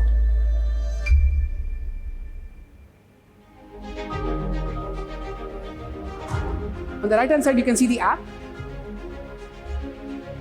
It's a mobile app. Here's a shopkeeper who's struggling to catalog products. This e-Vikri hai from BharatJen. Just the click of a photo. Product name, description has been automatically populated. खूबसूरती से तैयार की गई सोने की tone वाली हनुमान देवता की मूर्ति जटिल रूप से विस्तृत और अलंकृत पैटर्न से सजी हुई. Using foundational speech technology, we've been integrating all of them. So friends, you see the immense potential AI has. Please do visit again our Hall 3, Pillar 7, Pillar 11. It's going to be a shameless plug throughout. And to give you this bird's eye view of what we are, we had a vision of generative AI leadership for India based on Indian ethos, in India's needs, India's models of scale out, India's value systems, and ensure that there are specific components that help translate the vision into action. I already gave you a glimpse into the knowledge generation, the first part, the India-centric data development, Bharat Data Sagar, the real oil which we want to co-develop, used to co-develop models. The foundational technology development, we have already made some strong headway. We have the recipes out very soon. And product development, we demonstrated 2 possibilities. But here is where, again, I call for all of your participation, innovation and entrepreneurship. Human resource development and skill development, we really need to have an exponentiating factor to the way we are actually enrolling people into Gen AI and its usage as producers and not consumers alone. Now, there's also a lot of territory that we are exploring, which we will possibly bring out very soon. Knowledge generation by leveraging commonality at the level of phonemes, which is Indian language have a lot of phonetic similarity, vocabulary similarity, grammatical similarity. Do we need to go the run-of-the-mill approach, which is based on just statistics? We do honor statistics. Byte pair encoding is important. But can we do better than that, which also helps actually represent the knowledge, right? Kind of independent of languages themselves. So this is another call for participation. And this is our vision. A unified LLM-backed semantic understanding of all the modalities. We talked about speech, text, and vision. That's a very important element of knowledge generation at BharatJen. And we surely are very certain this is possible. That's where we have highlighted roles that all of us can play. While at the BharatJen consortium level, we are very much into building foundational models and some of the vertical-oriented fine-tuned LLMs. We also request that if you can be an early collaborator, you can have early collaborator use-based data, we can actually co-invent and make sure that we make very quick impact in your domain, in the market space that you are looking at. So this will, of course, benefit BharatGen, but we are very confident this will benefit all of you. And you've already seen, we have the engine. We need to work with you on making the engine more powerful and get the oil. We also show, as we scale up the entire initiative beyond just the early collaborator, there's so much to be done, not just at the level of applications, but through technical recipes. We need to make sure that these recipes go out, not just for foundational model development, multimodal development, the way you can get very high precision output to these conversational agents, as we demonstrated. These recipes are important in every domain, and we find this keeps this deja vu. The same problem repeats in another domain, right? So unless we bring out recipes, how will the scale-out model work? That's where we want to be eventually, and minimize the reinvention of the wheel. Again, thank you very much for this opportunity. I really enjoyed this presentation, and I was very happy that we have these models ready for showcasing to everyone. Thank you very much. Hello, sir. I'm Narvada from IIIT Delhi. So I just wanted to share one incident that happened. So I'm from Himachal Pradesh. So my auntie came to my home, and she sent that someone called on WhatsApp from her son voice from the foreign, and he's not available right now. So can you just transfer the money? So I am aware of the fraud and everything. So is BharatGen can be used for these kind of crimes? I mean, how you are preventing these things and everything? A very good point. In fact, if you look at the speech architecture, generative adversarial networks are at the cutting edge, not just of generation, but also anticipation frauds. Unless you generate and can think like the fraudsters, you can't preempt their efforts.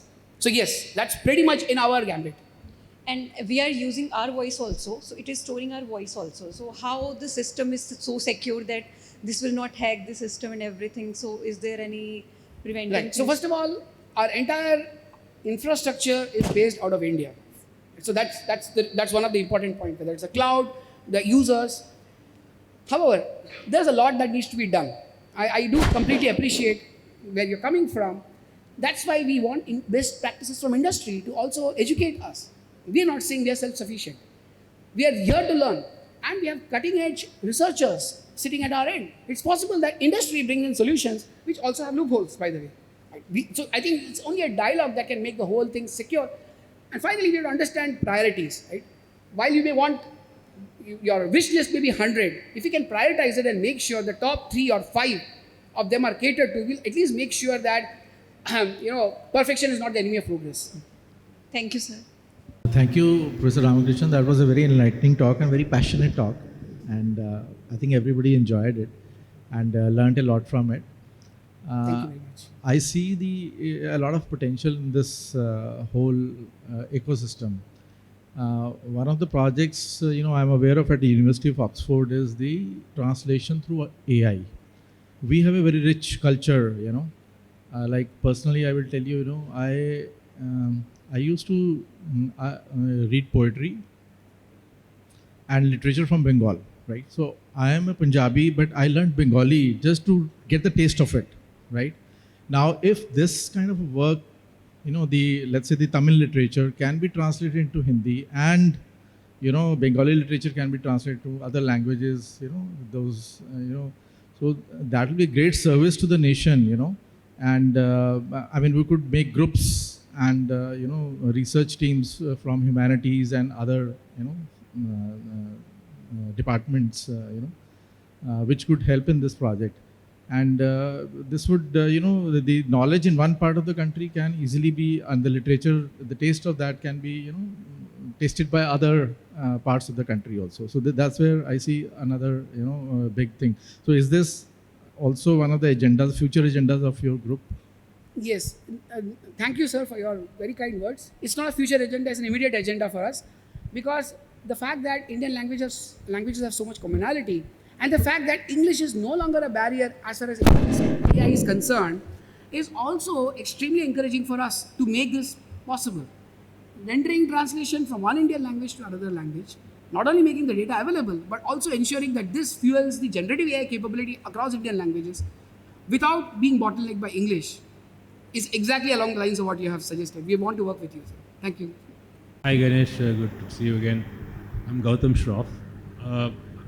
A lot of speech data in India, especially in telecom, is there, but because of PII information, it cannot become part of this consortium. So is there a solution to edit that out and make it part of this so you can really use it? So, off the right, cliff response here, you really put me on a cliff. What do we do with telecom data? Is that we can actually run many of these solutions on-prem. We don't really need the data sagar to be all in one place. We can have lots of wells. We could have a lot of wells around. And there are also paradigms such as federated learning, split learning, which could make the meta information about these models, let's say, possible to be shared, not across telecom providers, but at least the telecom ministry and the individual telecom providers. Being a little bit more ambitious, if there is a way that the telecom ministry could also incentivize at the individual level or at some cluster level the sharing of some meta information, I think the behavioral economics here are very important. Right? May not be completely applicable for telecom, but it might certainly benefit many other areas. The Department of Administrative Reforms and Public Grievances has a huge footprint of user requests. Now imagine enabling the meta level information sharing across the queries that come, the customer grievances that come, or user grievances, citizen grievances that come across states. Right? So there's a lot of data sharing that's possible without explicitly sharing the data.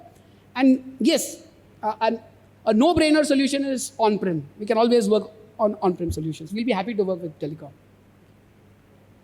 Thank you again. Any more questions? Thanks a lot, Professor Ramakrishnan. That was truly insightful. I would like to call Ms. Tanushri Sharma to felicitate Professor Ramakrishnan with a token of appreciation. Please present the memento.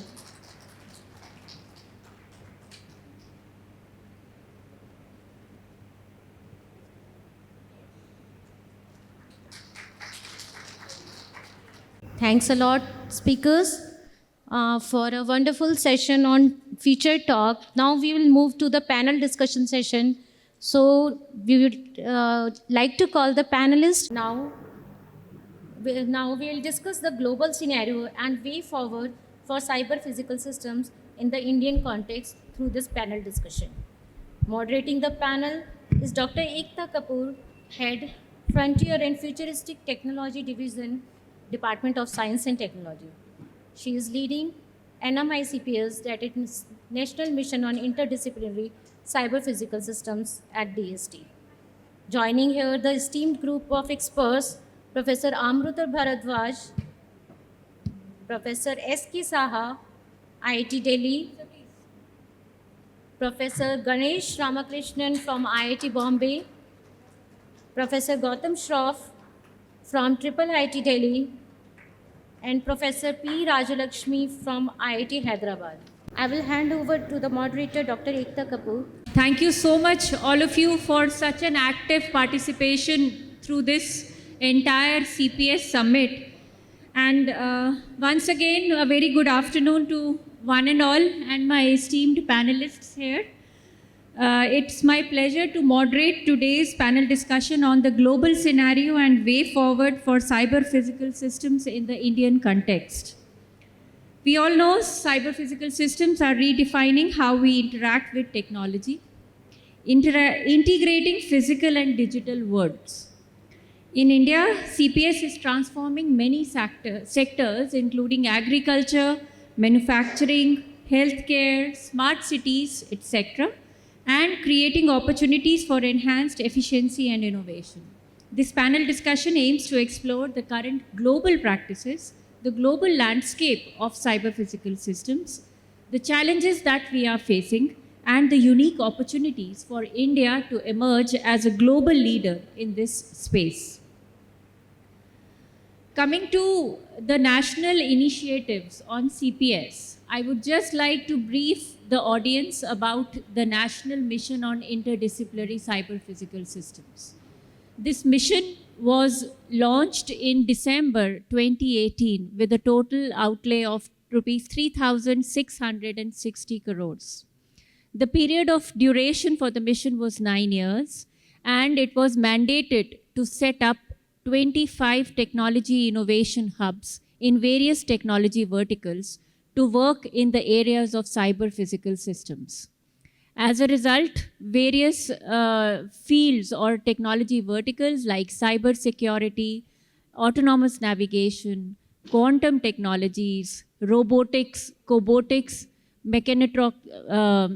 autonomous navigation, I already spoke. Then building on infrastructure and many other leading technology verticals were identified. These 25 technology innovation hubs have been set up in various host institutions. These academic institutions are of repute in the country, being the various IITs, ISER, Pune, and IISc Bangalore being one of them. Further, these technologies, Professor Amrutur, please join us. Please join us.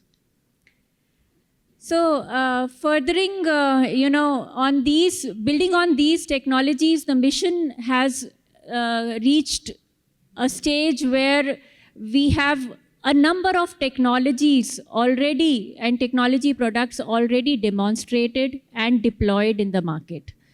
The mission also aims to build a complete ecosystem for startups, having these startups, coming from the faculty, coming from students. We also are proud to say that the mission has now seen the student-led startups in areas of these cyber physical systems. And we also focus on a lot of capacity building and skill development, human resource development.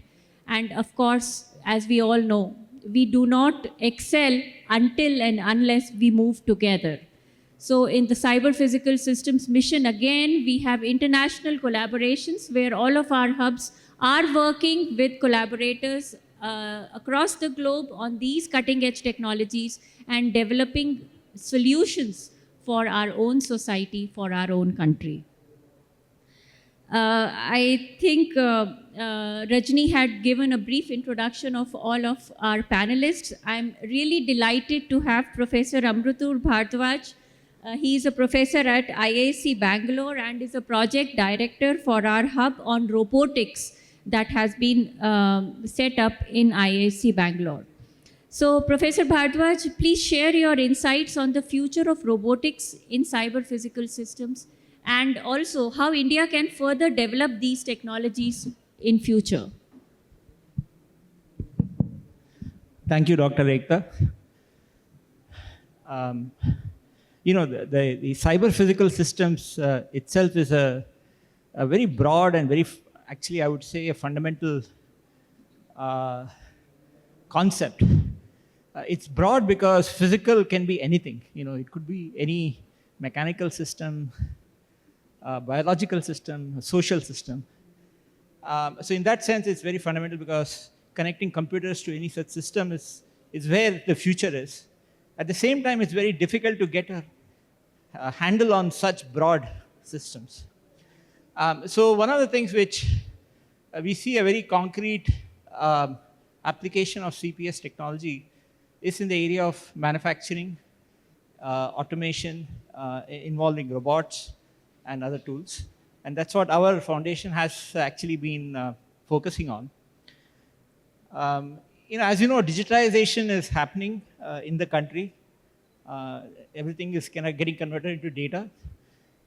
The next step for digitization is actually around taking actions, doing decision support, and going towards autonomous operation.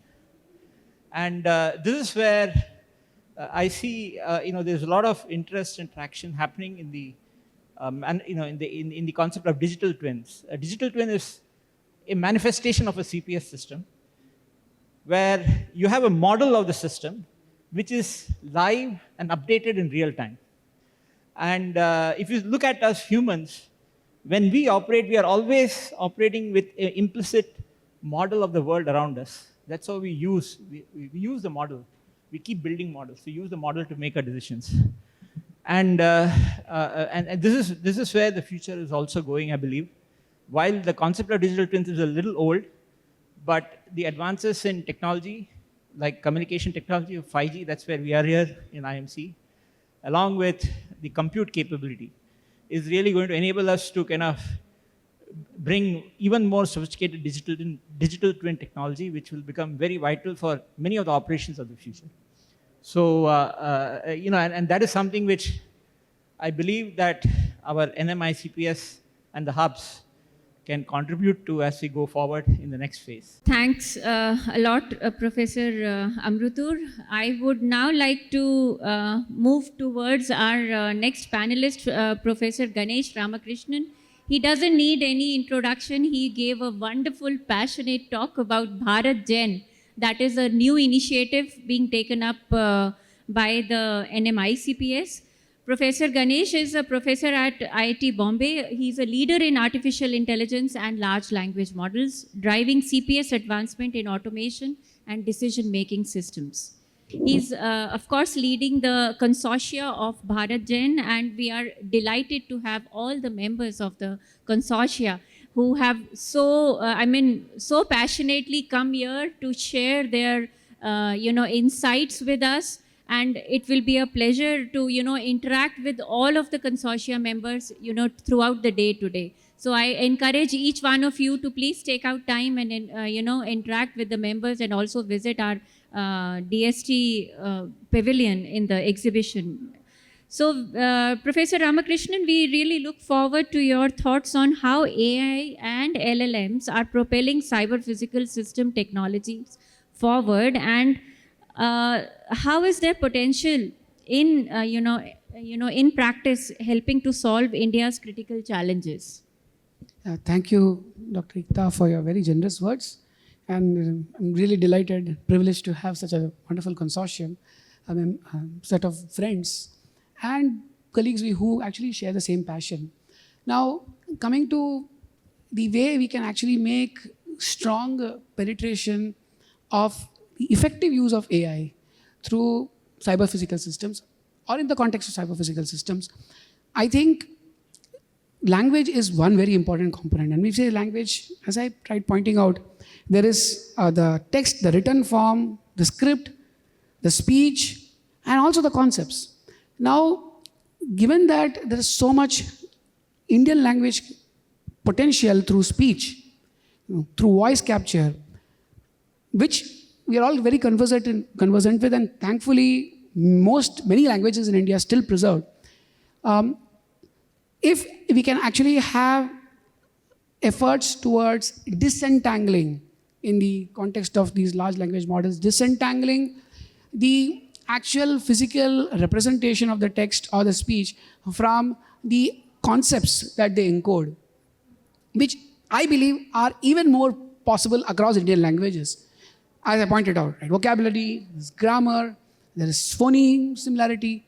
So given all this, if we can actually make big strides in leapfrogging, making Indian languages interoperability feasible through AI, thus democratizing the use of technology, democratizing access, digital access, I think that's going to be a very big penetration across modalities, multimodal, multilingual. And as I pointed out, that will require also some fundamental understanding of the behavior. Our own experience, we talked about the 2 billion parameter model today. We've gone through several cycles in the last 100 days. 100 days, हमें बहुत सारे जन्म लिए ऐसा लग रहा है. एक मॉडल था, कुछ और परफॉर्म कर रहा था, another we tried. So what we realize is there's a lot of black art in this space. इतना क्लीन नहीं है जैसा बताया जाता है. एक और मॉडल रिलीज हो गया किसी का. तो demystifying the space is very important. Otherwise, we'll only have the rich becoming richer, right? So here's an opportunity. And I think it's important for Indians to also believe in our capability.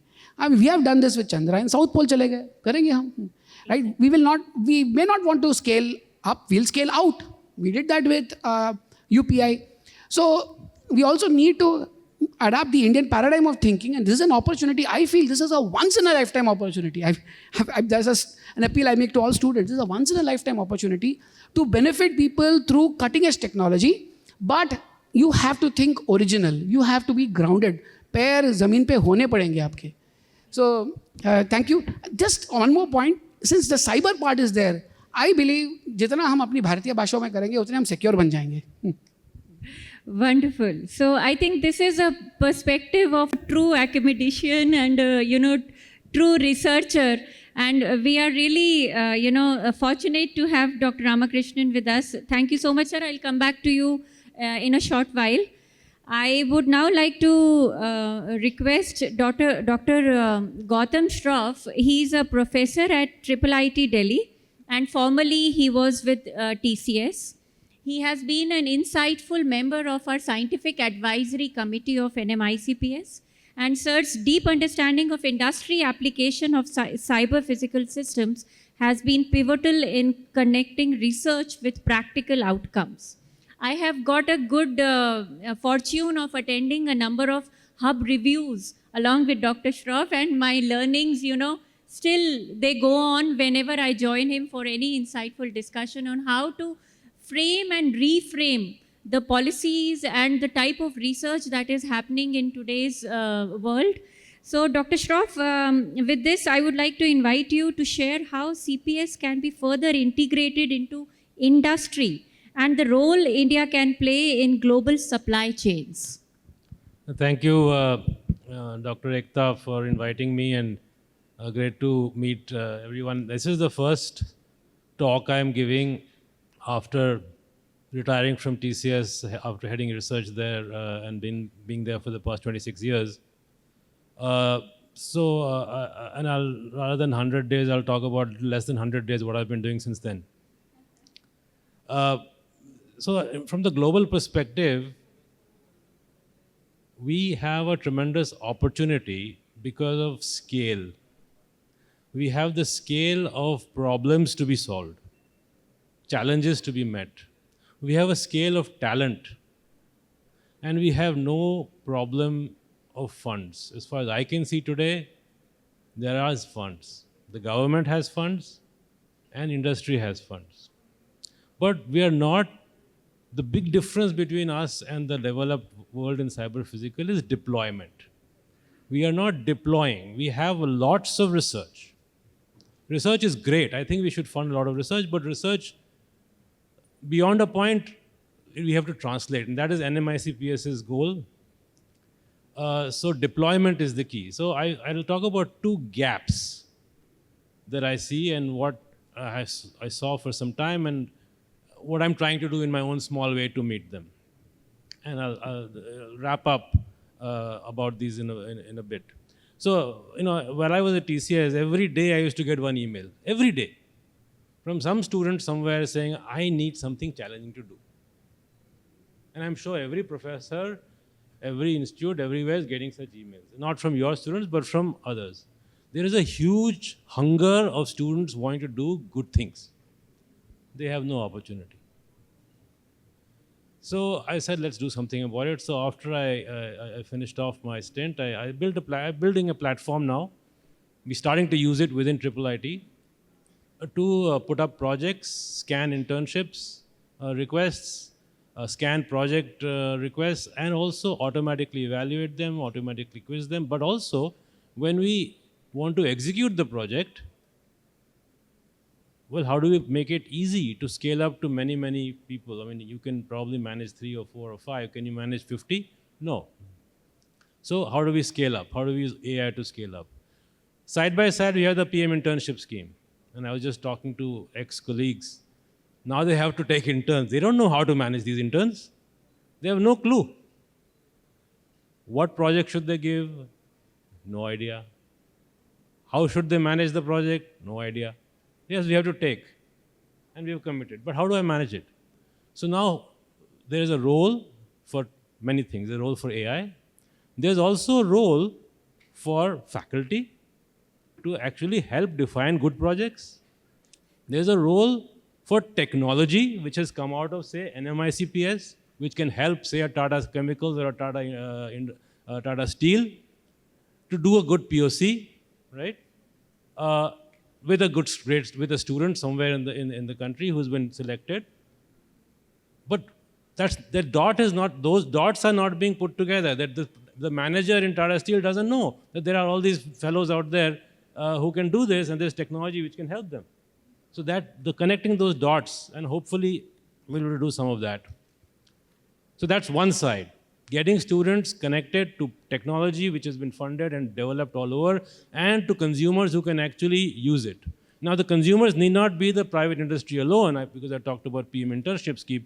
Every line ministry, every PSU, every municipality has problems. They can also use these students and the technologies developed within the DST funded projects to solve problems. It's a matter of connecting the dots and making things happen. Students don't require a hell of a lot of payment. They often are willing to do for free, and I did a survey of 800 students in March. 25% of them are willing to even pay to do it. Right? So that's the student side. Talent, POC, creating opportunities for deployment. But now deployment is a problem. Even once you have research which actually has been proven that it works in an industry, deployment requires, frankly speaking, I've been in the services industry for most of my career. It requires services. Products cannot be deployed without services, and they will never be deployed without services. The TCSs of the India can only deploy big things. We cannot deploy small things. I don't want to say, I'm saying we because I'm still part of it at my heart. But small things require smaller, highly focused, expertise-driven services companies, AI companies, which will do this deployment for every municipality, every hospital, every small PSU or every government body, and in locally on the ground people. We need those AI services companies. Anyway, I am mentoring a small AI services company, and again a few months old with one of my PhD students. We're trying to do that, right? And the problem is, for example, in healthcare, because IIT Delhi has a huge focus in healthcare as part of our hub. You can do a good POC for a hospital, and we did this when TCS with some hospitals in Delhi. But deployment, they can't do it. A large services company, it's just below the threshold for them to even consider such a project. Who's going to do it? So small AI services companies, they can do a great job in deploying these for things like hospitals, things like state governments, for things like municipalities, for things even like industries. So the two gaps I want to talk about, I talked about, just summarizing. Student talent, harnessing it, connecting the dots to create those projects, even for PM internship scheme and beyond. And second, for these AI services companies. And in terms of startups, we're working with, I just noticed Vishal and Anmol sitting here, we're working with one of these startups here on our internship platform.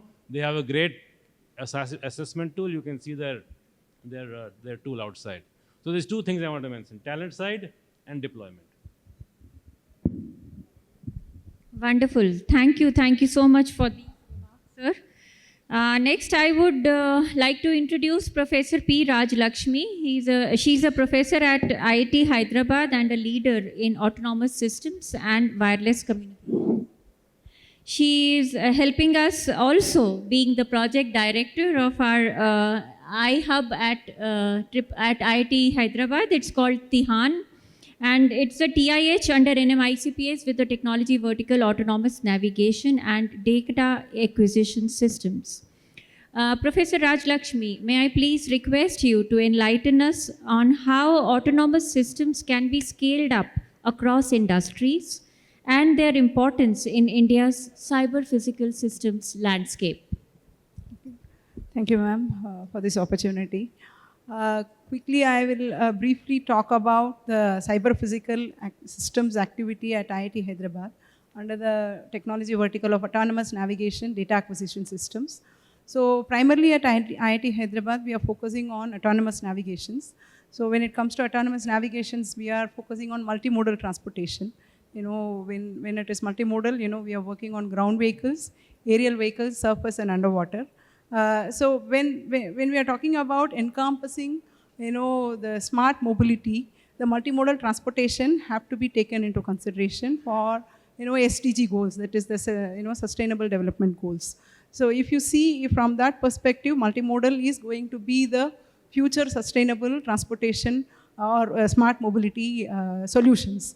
From this aspect, at IIT Hyderabad, under the NMICPS initiative, we work from an end-to-end solution. So when we say end-to-end, starting from sensors, multi-sensor fusion, then building the perception, then coming the path planning, control algorithms, okay, drive-by-wire. So the complete aspect, which is end-to-end required for a cyber physical system, starting from cyber to digital, okay, which is required for mobility, is being handled at IIT Hyderabad and under the NMICPS mission. So where we are handling ground vehicles, the solutions for ground vehicles, as well as for the aerial vehicles. And coming to the perspective of standardization, we have different bodies, which are working for ground vehicles alone. From the Indian context, ARAI has come up with AIS standards. And globally, we have, again under SDG, we have ISO standards and UNEC standards for ground vehicles. And coming to aerial vehicles, we have DGCA recently launched, in September 5th, about the urban air mobility solutions, like where they are talking about how to, come up with the capabilities of vertiports in the country. Okay, so each of these bodies are actually working as individual standardization for different individual mode of transportation. As IIT Hyderabad under the mission, we are trying to come up with end-to-end, again, multimodal transportation, where we are again working closely with TSI on multimodal transportation, standardization efforts. We are working with them in coming up with a white paper encompassing the ground and aerial vehicle at this point of time. So that is where, I would say we are going one step ahead than what is currently available, trying to tackle the future mobility solutions in terms of standardization efforts as well. And as we all know, at IIT Hyderabad, again, we have the first of its kind, state-of-the-art, multimodal transportation test bed. That is, if you see from an academic setup, the University of Michigan, MCT test track exists, and Texas A&M, NTU CTRAN test track exists. All of these are from ground vehicle perspective. And at IIT Hyderabad, again, under the NMICPS mission, supported by DST, we have the first of its kind, multimodal transportation test bed, where we are having, almost like 10 acres of land in the campus dedicated for not only ground vehicle proving ground, but also we have state-of-the-art facilities for urban air mobility solutions, like, heavy payload drones, which can be utilized for even, healthcare applications like air ambulance kind of applications. So that is where we are again going to work on future mobility solutions. And going forward, we are also integrating edge compute and, I would say 5G or multimodal radio communications, including, the large language models, which will enable human-machine interface in a seamless manner to autonomous systems. So all these are going to lead to a scenario where we are going to have software-defined vehicles. The vehicles can be even the ground vehicles or the aerial vehicles, okay, which is going to be actually a programmable E&E architecture when we talk about future mobility solutions. So these are some of the cutting-edge technologies which we are actually addressing under the support of DST, NMICPS at TIHAN at IIT Hyderabad. Thank you. That was wonderful. Thanks, Professor Raj Lakshmi, for this insight. And we really look forward for TIHAN to, developing more technologies which are again scaled up for industry use and also competing with the global markets. Next, I have my panelist, Professor S.K. Saha. He's the professor at IIT Delhi. He's an expert in robotics and mechatronics, and he has contributed immensely as a project director of the iHub Foundation for Cobotics, that is IHFC, the TIH of NMICPS at IIT Delhi. Professor Saha, we invite you to discuss the role of collaborative robotics in enhancing cyber-physical systems across diverse sectors and share your vision for its future in India. Thank you, Dr. Kapoor, and I'm honored to be on this dais. And I shared the slides, so would it be possible to show the slides? But slides had different connotations, which will come maybe in 30 seconds. But Madam has given a different question paper, actually. I didn't prepare that answer, right? Okay, so as our technology innovation hub is in cobotics, means collaborative robotics. So we thought, why don't we expand that horizon of cobotics to even in human being also, right? Like how do we collaborate? Talking about cobotics, we are fortunate. Everything and anything is in our band as long as it forms a part of the systems, right? And during our hub governing body meetings, so there are lots of things discussed. So anyway, we always get escaped whenever we say, oh, it is a part of cobot or part of a robot. Okay, coming back to our collaborative robotics, as I just said, it can have any application. We have chosen 4 important domains: medical, of course, so one of them, then defense, industry 4.0, and agriculture. However, by God's grace, education, which is a part of skill and training aspect of our mandates. So we have 4 major mandates given by the DST. One is, of course, R&D, which is the product-oriented funding, TRL 4 and above. The second is the startup funding.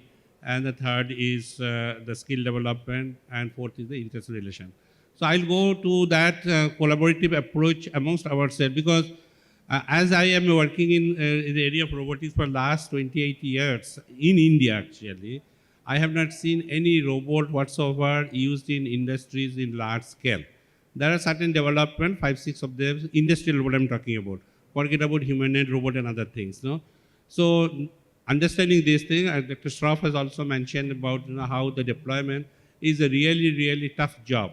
Actually, in the last 4 years, I have evolved to a different faculty cadre, if you can call it actually, than what I was 4 years before. So can the slides be played? Otherwise, I have my notes in my hand, which I can, okay. So that's just the first. Go on to the next slide. This only main slide is there. Next slide, please. Yeah, so way forward as a part of our team, whatever we want to do, we wanted to, like the first is the team building. We know unity is, all are known things actually, but we don't practice. So here as a part of the organization, so we see how it can be practiced, which can yield results, what has been demanded by the DST.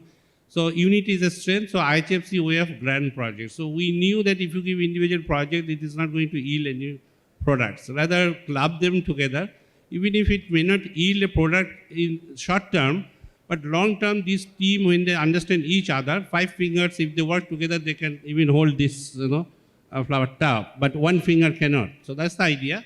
So just one example here, the grand project concept we brought it, rehabilitation robotics. Sasi Datta, one of the senior member, has been called as a coordinator, and there are 8, 9 projects of this thing. Next, to collaborate actually, competition through cooperation we all know, so that is the thing we wanted to build in.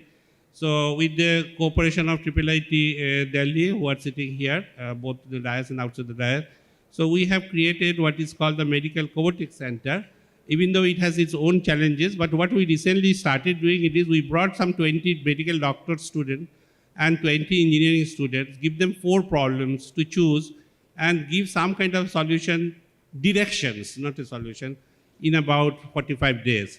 So the idea is to bring them together, understand each other and how to approach. So that's a collaborative approach. Not only collaborative robotics per se, but collaborative amongst ourselves. And the first part, the drawing, or rather the list in the right-hand side. For the second part, on the left side, you can see that's the medical cobotics center picture is there. So left bottom, the pictures are there. And then comes the peer learning and peer reviewing. So our country is so large and having a young population so large. However, the number of good teachers are very less. Okay, even teachers are less, good teachers are even less actually. So if you have to accelerate, in my last 5 years of thought process, I thought peer learning has to be brought as early as possible, even in the school level. So we are fortunate that ITU, under which these whole events are happening, so we are conducting, one competition in Hall 1. All are requested, or all are invited to come here to see in Hall 1. So that is again IHFC way of competition-based cobotics for colleges and schools. So whatever things they are coming up with the solutions for the problem defined, the disaster management is the problem which is in Hall 1. So we think that some of them can be taken forward for the product realization. So next slide, just it says my mobile is very public, so please feel free to note it down. Next slide, please, and I'll stop there. Thank you very much. Thank you, Professor Saha, for those slides and also for the kind invitation to all for this Hall 1 where you're running the Robotics for Good. I'd like to open the floor for any questions from the audience. Any questions may directly be referred to the respective panelists. You can go ahead. Okay. I mean, this is a question to all the panelists here, especially, because all belong to the NMICPS team. Do we have, the impact measurement of NMICPS to the public of India? Of course, we're doing wonderful research. We are coming out with papers. We are coming out with prototypes.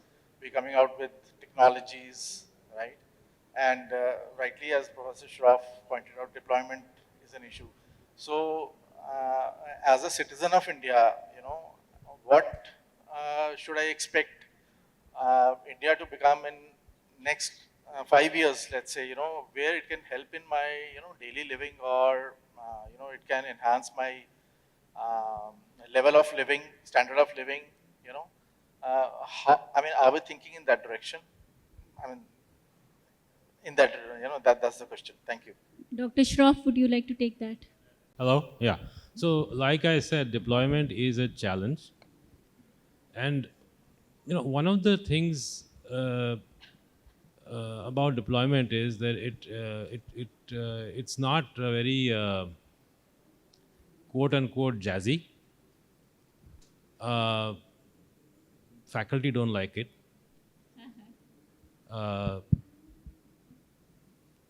The technologists like Rajlakshmi's team, they want to build products, right? So but what has made India work is services.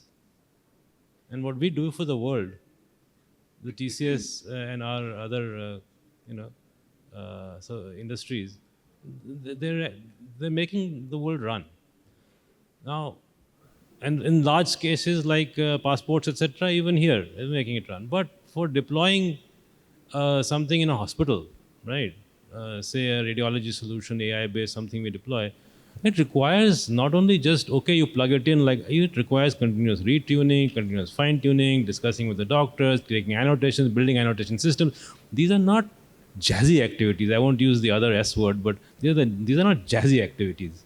The faculty won't do it. So you need a services company who will do it. And there are services companies coming up all over the place. We need to perhaps connect the dots into NMICPS with these companies. Like I'm working on one myself, one startup with my students. But, these are the people who, they are doing it as a business. They are smart. They get a kick out of making things work. Like we used to get a kick out of working, or I used to get a kick out of making things work for, say, a big engine manufacturer or a big refinery in the world. It just got work, it went live. And on a smaller scale, we want to make it work for a hospital, make it work for a municipality. We get a kick out of making it work, but it's also a business. So I think that's one way of making it happen. It's not a matter of, it's not a investment that has to be done. It's building that ecosystem of smart services companies to complement the product-oriented startups and make the deployment happen and sustain the deployment. If I may also respond to this question, because I think it's a very important question. What is the impact and how do we measure it? I think one of the original motivations of this mission, which was a little different and unique, was to focus on innovation, leading to technologies, products, solutions, which go out, right? And the question is, how are we doing with respect to that? I can speak about, because I'm more familiar with our hub. Certainly, we have quite a few startups which have come out now, which are focusing on creating products, because we want to actually focus on product creation. And these are very interesting cutting-edge products. Some of them are imported, and so there is a huge opportunity for import substitution. And these are startups where they are starting to attract VC attention, and so they are advanced stages of discussion with VCs to raise the next level of funding, and already have customer traction. And one way of measuring would be the total revenues these guys earn over a period of few years. And I would have to say that we have to be, especially hardware and deep tech, you need to give that deep support in the beginning, because VCs usually don't come in and support. And in that respect, NMICPS and DST support has been fundamental. I mean, without that vision and support, certainly from ISC, we would not have had the ability to create these 12 or so really excellent startups. And I think give us a few more years and you will start seeing quite substantial revenues coming from this thing. And you're right. I mean, we have to keep our eye on impact measurement. And revenue is one potential way. There could be other ways also. But, yeah. Thank you. If I may just also add, really enjoying this conversation. What really attracts me to NMICPS, and I'm probably the youngest here with respect to NMICPS as well, but what really drew me to NMICPS is this amazing vehicle where we have for engaging with industries on cutting edge requirements, small entities as well, startups, and government. I mean, the public-private partnership possibilities that exist. And I feel this mission should be very enthusiastically perceived with a lot of agility. There's autonomy, the possibilities of autonomy as well, to also change culture. So I want to bring this point of culture. I feel there's tremendous repetition. I mean, people working in silos doing the same thing, reinvention of wheel. EMR systems. I mean, there's so many EMR systems that are floating around, defunct. Now, can we create a culture of ensuring that we avoid this reinvention of wheel through open source? And that's also a value addition that NMICPS brings, being, of course, very strongly government-run. And also ensuring, I love, Gautam, your insights, right? I have a lot of respect for Tata in general. The fact that you've been doing services, but also there's through the services you've been subtly generating IP all the time, which is important, right? I feel this is also the time that we don't feel threatened by AI or these big technologies. In fact, here's an opportunity to be better at what you are. There can be small entities which can be better at what they are. I have my personal experience with startups which were able to outperform some very large entities, as you rightly pointed out, in cutting edge AI space because they thought small models, and domain expertise. This is an area where I feel domain expertise should not be sidelined, whether it's healthcare, banking. This AI can help you reduce the redundancy that is required, right? Bring you better recall. I'm a fan of this book called Small is Beautiful by Schumacher, right? Now, I'm talking about large language models, very small there, right? But I think when the large has empathy for the small, then the large also is a very important constructive partner in this ecosystem. I loved your empathy, right? You need these small entities which actually go out and deliver. But ensure that there's a culture of not doing redundant work. Let's embrace open source. Let's create licenses which are actually encouraging, right? Facilitate the development of solutions. And make sure that services also add to IP, no matter what small entity you are, because domain knowledge is absolutely critical. Wonderful. In fact, that was just a one point. mind-boggling, and I'm really, delighted to see the kind of wave this mission has created.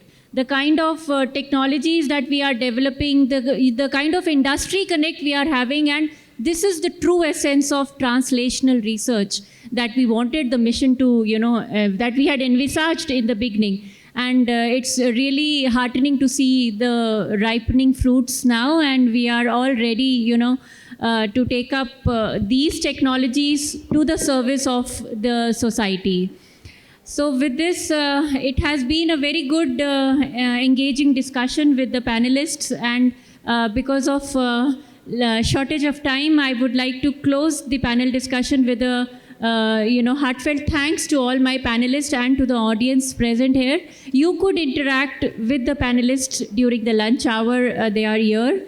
And with this, I would like to hand over this to Rajni. Thank you all, our esteemed panelists, for that insightful discussion. Now, as a gesture of respect and appreciation, we would now like to felicitate our panelists. I would like to invite Professor Abhay Karandikar, Secretary, Department of Science and Technology, to kindly felicitate our panelists on the dais, please.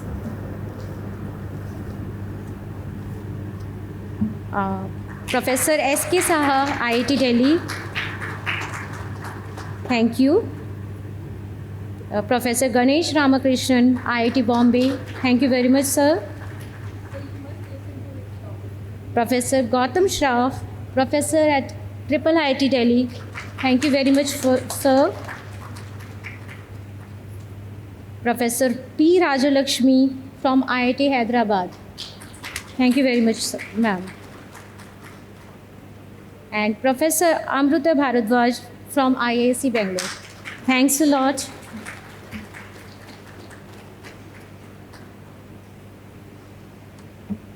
As we draw towards the conclusion of this remarkable CPS summit,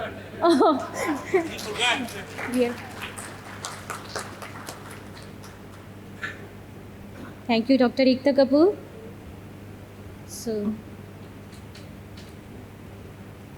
So as we draw towards the conclusion of this remarkable CPS summit, before we conclude, it's my great privilege to introduce Professor Abhay Karandikar, Secretary of Department of Science and Technology. Professor Karandikar has a distinguished career in telecommunication and research. He served as a director IIT Kanpur from 2018 to 2020-23 and holding prestigious position at IIT Bombay. He was instrumental in founding the Telecom Standards Development Society of India, TSDSI, and led it as chairman from 2016 to 2018. His exceptional contribution to the telecom standardization were recognized with the IEEE SC's Standards Medallion in 2016. Please join me in welcoming Professor Karandikar on the dais, please, for the special address. Welcome, sir. Thank you very much. I think you have been having a very wonderful session on the cyber physical system. As all of you know that the Department of Science and Technology launched this national mission on cyber physical system 5 years ago. And under that mission, about 24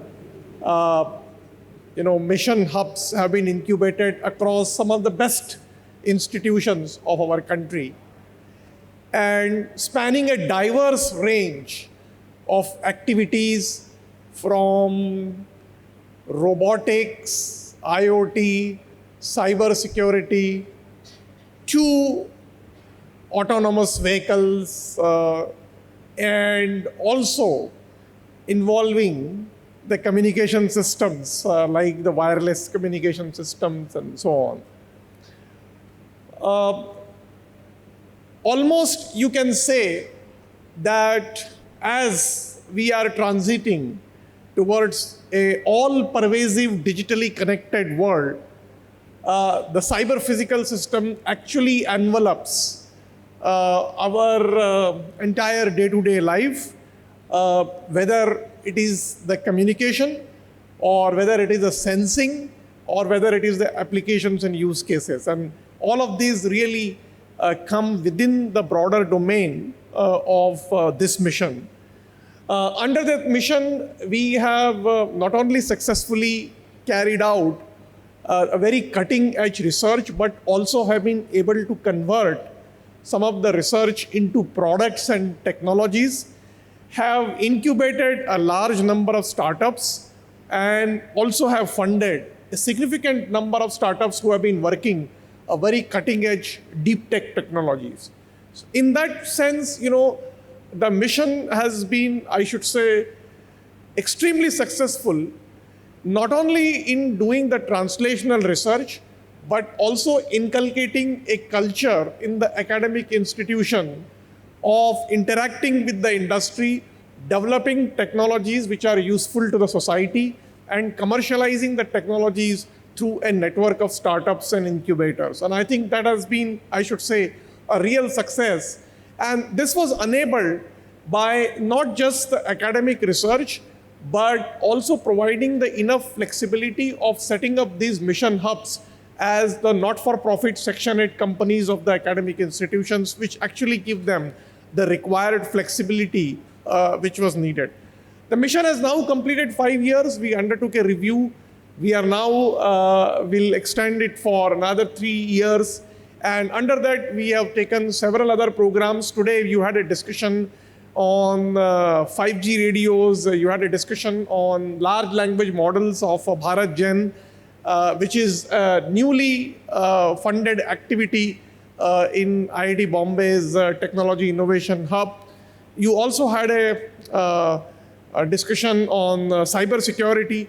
So we are actually touching very, very important aspect. And since this India Mobile Congress is looking at the mobile communication, the cyber physical system really provides an overlay system over the basic transport networks, which could be either mobile, or that could be the fiber optic based communication systems.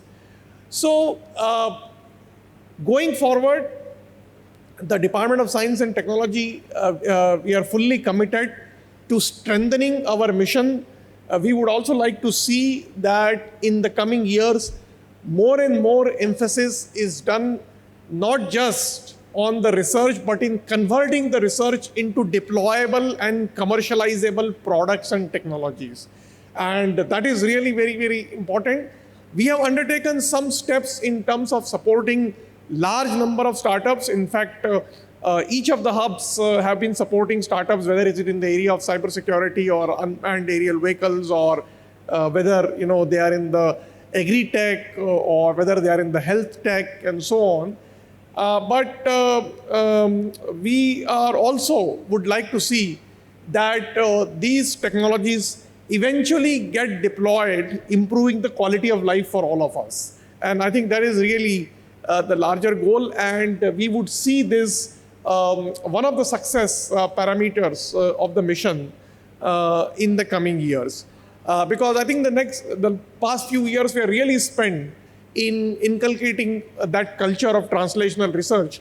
And I think the next 3 years we can actually consolidate those efforts to steer the expertise that exists, the knowledge that we have gained towards developing indigenous technologies in this field. So I would like to once again congratulate all the speakers for outlining their vision in their talks. We would also like to extend our warm wishes to all the participants of these missions. There have been a large number of researchers who have been engaged in this. There have been a large number of startups also who have been engaged. And I hope together we will be able to create not only a national impact, but in the coming years, a global impact in this overall field. So thank you very much. Look forward. Thank you very much, sir, for sharing your insightful thoughts. Sir, your guidance will surely inspire all the stakeholders to contribute to the growth and development of CPS ecosystem in our country. Now, as we conclude today's summit, we would like to extend our heartfelt gratitude to our speakers, guests, and of course, you, the wonderful audience. There is a request for a group photograph from all the panelists here, speakers, and NMI CPS team.